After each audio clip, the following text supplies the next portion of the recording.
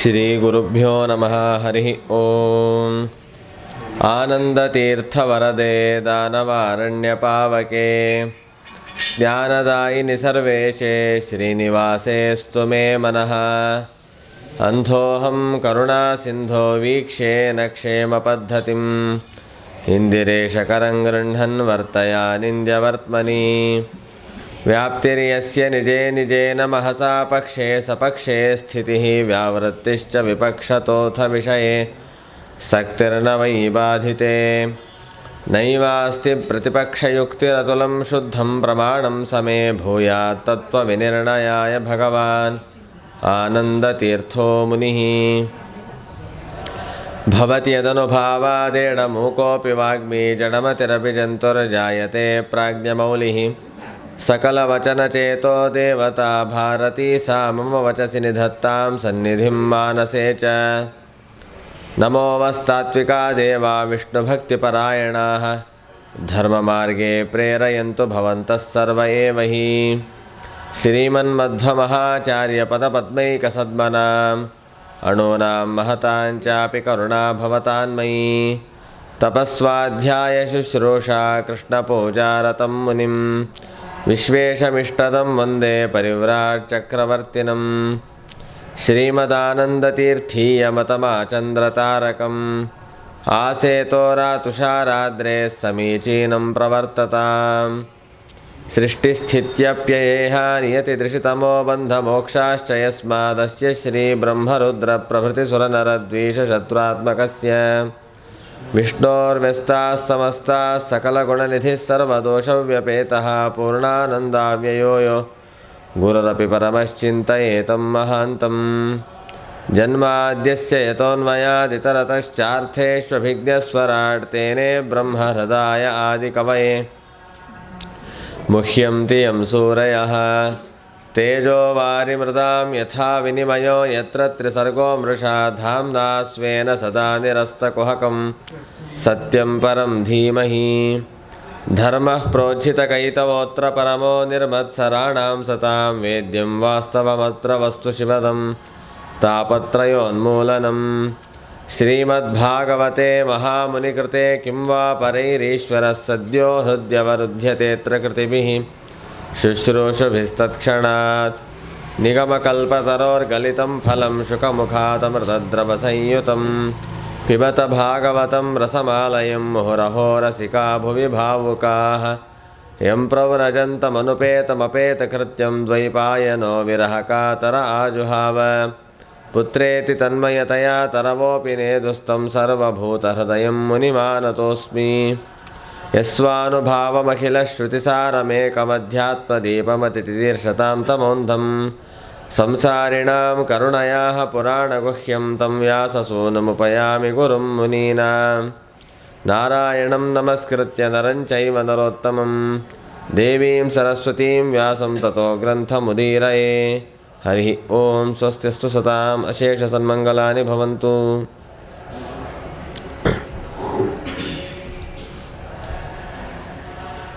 ಶ್ರೀಮದ್ಭಾಗವತ ಪ್ರವಚನ ಮಾಲಿಕೆಯಲ್ಲಿ 11ನೇ ದಿನದಲ್ಲಿ ಇವತ್ತು ನಾವಿದ್ದೇವೆ. ಶ್ರೀಕೃಷ್ಣ ಪರಮಾತ್ಮನ ಚರಿತ್ರೆಯನ್ನು ಚಿಂತನೆ ಮಾಡ್ತಾ ಪರಮಾತ್ಮನು ಹಸ್ತಿನಪುರದಿಂದ ದ್ವಾರಕಾಪಟ್ಟಣಕ್ಕೆ ನಿರ್ಗಮಿಸಿದ ಪ್ರಸಂಗವನ್ನು ತಿಳಿದಿದ್ದೇವೆ. ಅದಾದ ಮೇಲೆ ಆ ಪರಮಾತ್ಮನು ಯಾವ ರೀತಿಯಾಗಿ ಮಾರ್ಗದರ್ಶನವನ್ನು ಮಾಡಿದ್ನೋ ಅದೇ ರೀತಿ ಧರ್ಮರಾಜರು ತಾವು ರಾಜ್ಯವನ್ನು ಪರಿಪಾಲನೆ ಮಾಡ್ತಾ ಇದ್ದರು. ಈ ಎಲ್ಲ ವಿಷಯಗಳನ್ನು ನಾವು ತಿಳಿದಿದ್ದೇವೆ.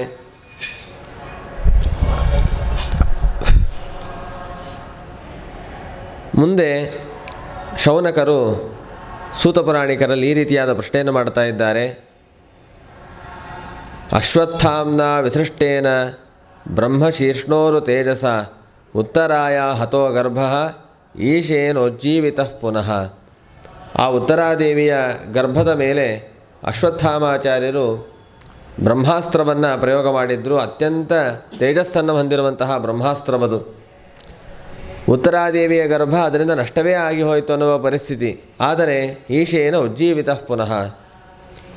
ಭಗವಂತನೇ ಒಳಗೆ ಪ್ರವೇಶ ಮಾಡಿ ಆ ಗರ್ಭವನ್ನು ಉಳಿಸಬೇಕು ಅಂತಂದರೆ ಆ ಚೇತನ ಅದೆಷ್ಟು ದೊಡ್ಡ ಚೇತನವಾಗಿರಬೇಕು, ಅವರ ಜನ್ಮದ ರಹಸ್ಯವೇನು, ಅವರು ಮಾಡುವ ಕರ್ಮಗಳೇನು, ಅದೆಲ್ಲವನ್ನು ಕೂಡ ನಮಗೆ ತಿಳಿಸಬೇಕು ಅಂತ ಶೌನಕರು ಪ್ರಶ್ನೆಯನ್ನು ಕೇಳ್ತಾ ಇದ್ದಾರೆ. ಮತ್ತು ಬ್ರೂಹಿನ ಶ್ರದ್ಧಾನಾನಾಂ ಯಸ್ಯ ಜ್ಞಾನಂ ಅದಾಚ್ಛುಕಃ. ಹಾಗಾಗಿ ಈ ವಿಷಯದ ಬಗ್ಗೆ ತಿಳಿದುಕೊಳ್ಳಬೇಕು ಅಂತನ್ನುವ ಅಪೇಕ್ಷೆ ಇದೆ, ಹಾಗಾಗಿ ನಮಗೆ ತಿಳಿಸಬೇಕು ಅಂತ ಕೇಳಿದಾಗ ಸೂತಪುರಾಣಿಕರು ಆ ಚರಿತ್ರೆಯನ್ನು ತಿಳಿಸಲಿಕ್ಕೆ ಪ್ರಾರಂಭ ಮಾಡ್ತಾರೆ. ಪರೀಕ್ಷಿತ್ ರಾಜರ ಜನ್ಮ ಹೇಗಾಯಿತು, ಅವರ ಮುಂದಿನ ಪ್ರವೃತ್ತಿ ಏನು ನಡೀತು ಅಂತನ್ನುವುದನ್ನು ತಿಳಿಸ್ತಾ ಬರ್ತಾ ಇದ್ದಾರೆ. ಅಪೀಪಲದ್ ಧರ್ಮರಾಜ ಪಿತೃವದ್ರಂಜಯನ್ ಪ್ರಜಾ ನಿಸ್ಪೃಹ ಸರ್ವಕಾಮೇಭ್ಯ ಕೃಷ್ಣಪಾದಾನುಸೇವೆಯ. ಧರ್ಮರಾಜನು ಮಕ್ಕಳನ್ನು ಹೇಗೆ ತಂದೆ ನೋಡಿಕೊಳ್ತಾನೋ ಆ ರೀತಿಯಾಗಿ ಅಷ್ಟೇ ಪ್ರೀತಿಯಿಂದ ಎಲ್ಲ ಪ್ರಜೆಗಳನ್ನು ನೋಡಿಕೊಳ್ತಾ ಇದ್ದಾನೆ. ಎಲ್ಲ ಅಪೇಕ್ಷೆಗಳನ್ನು ಪೂರ್ಣ ಮಾಡ್ತಾ ಇದ್ದಾನೆ. ಸಾತ್ವಿಕವಾದ ಅಪೇಕ್ಷೆಗಳನ್ನು, ಕೆಟ್ಟ ಅಪೇಕ್ಷೆಗಳು ಬರದಂತೆ ನೋಡಿಕೊಳ್ತಾ ಇದ್ದಾನೆ. ಕೃಷ್ಣಪಾದಾನುಸೇವೆಯ. ಹೀಗೆ ತುಂಬ ಸುಂದರವಾದ ರೀತಿಯಲ್ಲಿ ಧರ್ಮರಾಜನ ರಾಜ್ಯ ಪರಿಪಾಲನೆ ನಡೀತಾ ಇದೆ. ಎಲ್ಲ ಪ್ರಜೆಗಳು ಕೂಡ ತುಂಬ ಸುಂದರವಾಗಿದ್ದರು. ಹೀಗಿರುವಾಗ ಆ ಪರೀಕ್ಷಿತ್ ರಾಜರ ಉತ್ತರಾದೇವಿಯ ಗರ್ಭದಲ್ಲಿ ಯಾವಾಗ ಪರಮಾತ್ಮ ಪ್ರವೇಶ ಮಾಡಬೇಕಾಯಿತು ಅಂತಂದರೆ ಅಶ್ವತ್ಥಾಮಾಚಾರ್ಯರ ಬ್ರಹ್ಮಾಸ್ತ್ರ ಬಂದಾಗ ಪ್ರವೇಶ ಮಾಡುವ ಪ್ರಸಂಗ ಬಂತು. ಆ ಒಳಗೆ ಆ ಮಗು ಯಾವ ರೀತಿಯಾಗಿ ಭಗವಂತನನ್ನು ಕಂಡಿದೆ ಅಂತ ಅನ್ನೋದನ್ನು ನಿರೂಪಣೆ ಮಾಡ್ತಾರೆ. ಶ್ರೀಮದ್ ದೀರ್ಘ ಚತುರ್ಬಾಹುಂ ತಪ್ತ ಕಾಂಚನ ಕುಂಡಲಂ ಕ್ಷತಜಾಕ್ಷಂ ಗದಾಪಾಣಿಂ ಆತ್ಮನ ಸರ್ವತೋದಿಶಂ ಅಂಗುಷ್ಠ ಮಾತ್ರ ಮಮಲಂ ಸ್ಫರ ಪುರುಟಮೌಲಿನಂ ಅಪೀಚ್ಯ ದರ್ಶನಂ ಶ್ಯಾಮಂ ತಟಿದ್ವಾಸ ಸಮಚ್ಯುತಂ. ಆ ಪರಮಾತ್ಮನು ತಾನು ಬಂಗಾರಮಯವಾದಂತಹ ಪೀತಾಂಬರವನ್ನು ಧಾರಣೆ ಮಾಡಿ 4 ಬಾಹುಗಳನ್ನು ಧಾರಣೆ ಮಾಡಿದ್ದಾನೆ. ಬಂಗಾರದ ಕುಂಡಲಗಳನ್ನು ಧರಿಸಿದ್ದಾನೆ. ಕೈಯಲ್ಲಿ ಗದೆಯನ್ನು ಹಿಡಿದಿದ್ದಾನೆ. ಹೀಗೆ ಸುತ್ತಲೂ ಸಂಚಾರ ಮಾಡುತ್ತಾ ಆ ಗರ್ಭವನ್ನು ರಕ್ಷಣೆ ಮಾಡಿದ್ದಾನೆ. ಅದಾದ ಮೇಲೆ ಆ ಮಗು ನೋಡ್ತಾ ಇತ್ತಂತೆ, ನನ್ನ ಸುತ್ತಲೂ ತಿರುಗ್ತಾ ಇರೋದು ಯಾರು? ಪರ್ಯೈಕ್ಷತ ಕೈತ್ಯಸೋ ವಿಧಮಂತಂ ಸನ್ನಿಕರ್ಷೆ ಪರ್ಯೈಕ್ಷತ ಕೈತ್ಯಸೋ. ಯಾರು ನನ್ನ ಸುತ್ತಲೂ ತಿರುಗ್ತಾ ಇರೋದು ಅಂತ ನೋಡ್ತಾ ಇದ್ದರು. ಆದ್ದರಿಂದಲೇ ಅವರನ್ನು ಪರೀಕ್ಷಿತ್ ಅನ್ನುವ ಹೆಸರಿನಿಂದ ಸುತ್ತಲೂ ನೋಡಿ ಭಗವಂತನ ಜಿಜ್ಞಾಸೆಯನ್ನು ಮಾಡಿದ್ದರಿಂದಾಗಿ ಪರೀಕ್ಷಿತ್ ಅಂತ ಹೇಳಿ ಅವರಿಗೆ ನಾಮ ಉಂಟಾಗಿದೆ. ಅದೇ ರೀತಿ ಆ ಪರಮಾತ್ಮನಿಂದ ಅನುಗ್ರಹಿತರಾದಂಥ ಪರೀಕ್ಷಿತ್ ರಾಜರು ಹುಟ್ಟಿದಾಗ ಆ ಸಂತೋಷದಲ್ಲಿ ಮಿಂದಂತಹ ಧರ್ಮರಾಜರು ಹಿರಣ್ಯಂ ಗಾಂ ಮಹೀಂ ಗ್ರಾಮಾನ್ ಹಸ್ತ್ಯಶ್ವಾನ್ ನೃಪತಿರ್ವರಾನ್ ಪ್ರಾದಾತ್ ಸ್ವರ್ಣಂಚ ವಿಪ್ರೇಭ್ಯ ಪ್ರಜಾತೀರ್ಥೇ ಸತೀರ್ಥವಿತ್. ಆ ಮಗು ಹುಟ್ಟಿದಾಗ ಆ ಒಂದು ಸಂದರ್ಭವನ್ನು ಪ್ರಜಾತೀರ್ಥ ಅಂತ ಕರೀತಾರೆ. ಸಂತಾನದ ಅಭಿವೃದ್ಧಿಯಾದ ಸಂದರ್ಭದಲ್ಲಿ ಆ ಸಂತೋಷದಿಂದ ಬಂಗಾರ, ಭೂಮಿ, ಹಸುಗಳು, ಅನೇಕ ಗ್ರಾಮಗಳು, ಆನೆ, ಕುದುರೆ ಎಲ್ಲವನ್ನೂ ಕೂಡ ಬ್ರಾಹ್ಮಣರಿಗೆ ದಾನ ಮಾಡಿದ್ದಾನೆ. ಒಳ್ಳೆ ಮೃಷ್ಟಾನ್ನ ಭೋಜನವನ್ನು ಮಾಡಿಸಿದ್ದಾನೆ ಧರ್ಮರಾಜ ಆ ಸಂದರ್ಭದಲ್ಲಿ. ತಮೋಚರು ಬ್ರಾಹ್ಮಣಾಸ್ತುಷ್ಟಾ ರಾಜಾನಂ ಪ್ರಶ್ರಯಾನತಂ ಏಷ ಹ್ಯಸ್ಮಿನ್ ಪ್ರಜಾತಂತೌ ಕುರುಣಾನ್ ಪೌರವರ್ಷಭ ದವೇನ ಅಪ್ರತಿಘಾತೇನ ಕುಲೆ ಸಂಸ್ಥಾಮುಪೇಯುಷಿ ರಾತೋವೋ ಅನುಗ್ರಹಾರ್ಥಾಯ ವಿಷ್ಣುನಾ ಪ್ರಭವಿಷ್ಣುನಾ. ಇವರು ಈ ಮಗು ನಿನ್ನ ಕುಲವನ್ನು ಉತ್ತಮದ ಕೀರ್ತಿ ಪತಾಕೆಯನ್ನು ಹಾರಿಸುವುದರಲ್ಲಿ ಯಾವ ಸಂದೇಹವೂ ಇಲ್ಲ. ಒಳ್ಳೆಯ ಪರಾಕ್ರಮಿ, ಒಳ್ಳೆಯ ಗುಣವಂತ. ಆ ಮಗುವನ್ನು ನಿಮಗೆ ಕೊಟ್ಟಿದ್ದು ಪರಮಾತ್ಮನೇ. ನಿಮಗಾಗಿ ನಿಮ್ಮ ಮೇಲಿನ ಅನುಗ್ರಹದಿಂದ ಆ ಉತ್ತಮನಾದ ಸಂತಾನವನ್ನು ನಿಮಗೆ ಕೊಟ್ಟಿದ್ದಾನೆ ದೇವರು. ಆದ್ದರಿಂದಲೇ ಆ ಮಗುವಿಗೆ ವಿಷ್ಣುರಾತ ಅಂತನೋ ಹೆಸರನ್ನು ನಾವು ಇಡಬೇಕು ಅಂತ ಹೇಳ್ತಾ ಇದ್ದಾರೆ. ಪರಮಾತ್ಮನಿಂದ ರಕ್ಷಿತನಾಗಿ ಕೊಡಲ್ಪಟ್ಟವನಾದ್ದರಿಂದಾಗಿ ವಿಷ್ಣುರಾತ ಅಂತ ಭವಿಷ್ಯಂತಿನ ಸಂದೇಹ ಮಹಾಭಾಗವತೋ ಭವಿಷ್ಯತಿನ ಸಂದೇಹೋ ಮಹಾಭಾಗವತೋ ಮಹಾನ್. ಇವರು ನಿಶ್ಚಿತವಾಗಿ ಮಹಾಭಾಗವತೋತ್ತಮನಾಗ್ತಾ ಇದ್ದಾನೆ ಅಂತ ಆ ಬ್ರಾಹ್ಮಣರ ಆವತ್ತು ಆಶೀರ್ವಾದವನ್ನು ಭವಿಷ್ಯವನ್ನು ನುಡಿದಿದ್ದಾರೆ.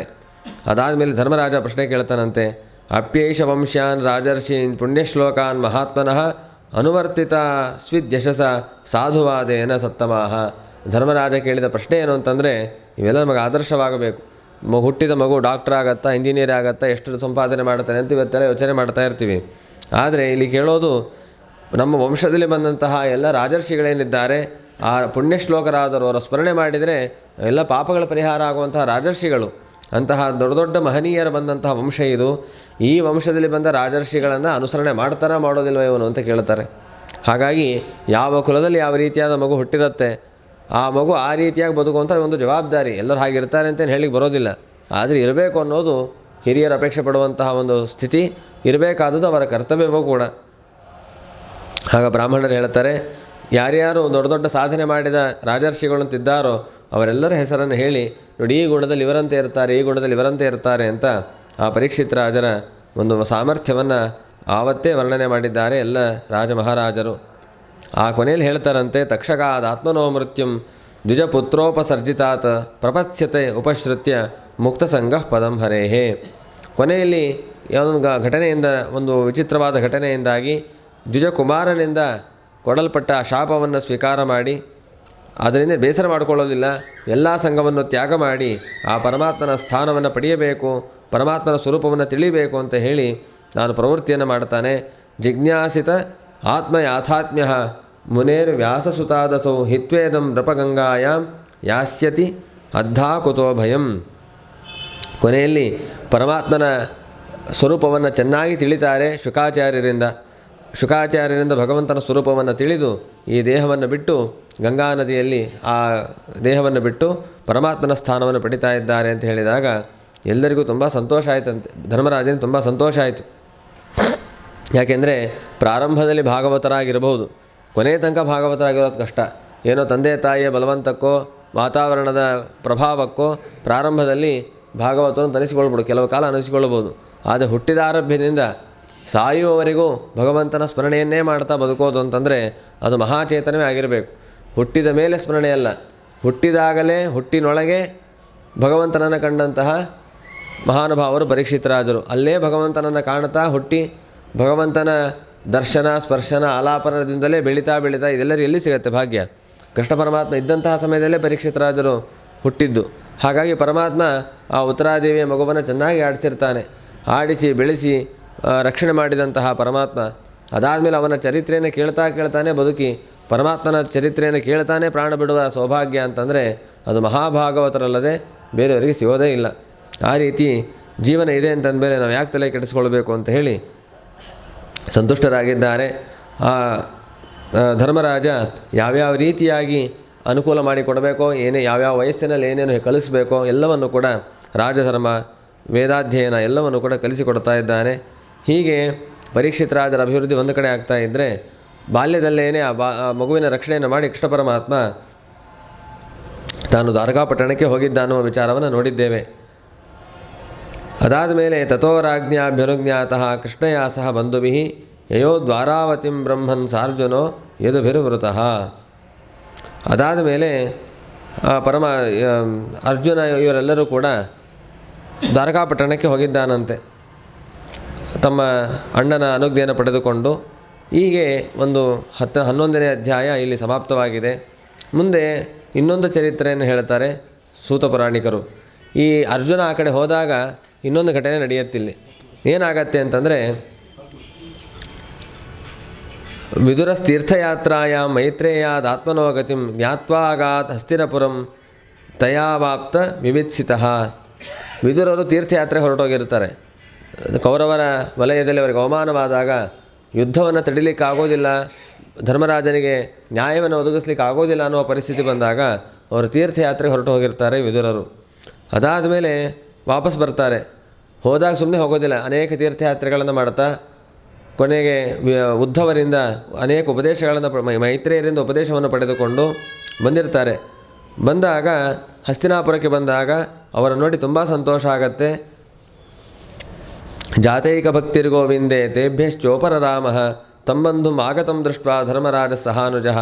ಎಲ್ಲ ಬಂಧು ಬಾಂಧವರ ಜೊತೆಗೂಡಿ ಧರ್ಮರಾಜ ಅವರಿಗೆ ಉಪಚಾರವನ್ನು ಮಾಡಿ ಚಿಕ್ಕಪ್ಪ ಆಗಬೇಕು ಸತ್ಕಾರವನ್ನು ಮಾಡಿ ಮನೆಯಲ್ಲಿ ಕರೆದುಕೊಂಡಿದ್ದಾನೆ.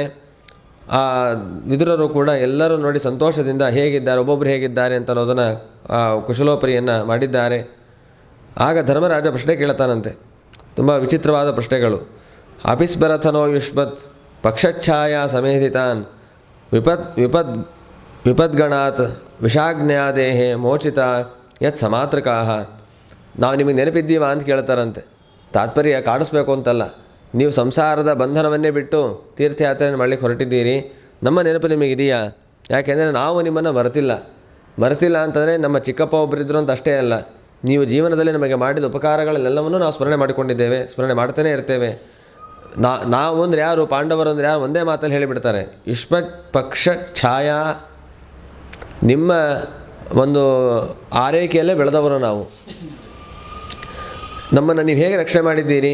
ಒಂದಲ್ಲ ಎರಡಲ್ಲ, ಅನೇಕ ವಿಪತ್ತುಗಳು. ವಿಪದ್ಗಣಾತ್ ವಿಷಾಜ್ಞಾದೇಹೆ, ಹರಿಗಿನ ಮನೆಯಿಂದ ಪಾರಾಗಲಿಕ್ಕೆ ವಿದುರರ ಒಂದು ಬುದ್ಧಿವಂತಿಕೆ ತುಂಬ ಕೆಲಸ ಮಾಡಿತ್ತು.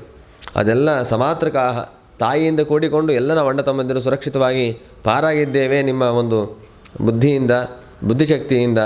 ನೀವು ತೀರ್ಥಯಾತ್ರೆಯನ್ನು ಮಾಡುವಾಗ ಏನೇನು ನಿಯಮಗಳನ್ನು ಅನುಷ್ಠಾನ ಮಾಡ್ತಾಯಿದ್ರಿ? ಕಯಾವೃತ್ಯ ವರ್ತಿತಂ ವೈ ಚರದ್ಭಿಹಿ ಕ್ಷಿತಿಮಂಡಲಂ ತೀರ್ಥಾನಿ ಕ್ಷೇತ್ರ ಮುಖ್ಯಾನಿ ಸೇವಿತಾನಿ ಇಹ ಭೂತಲೆ.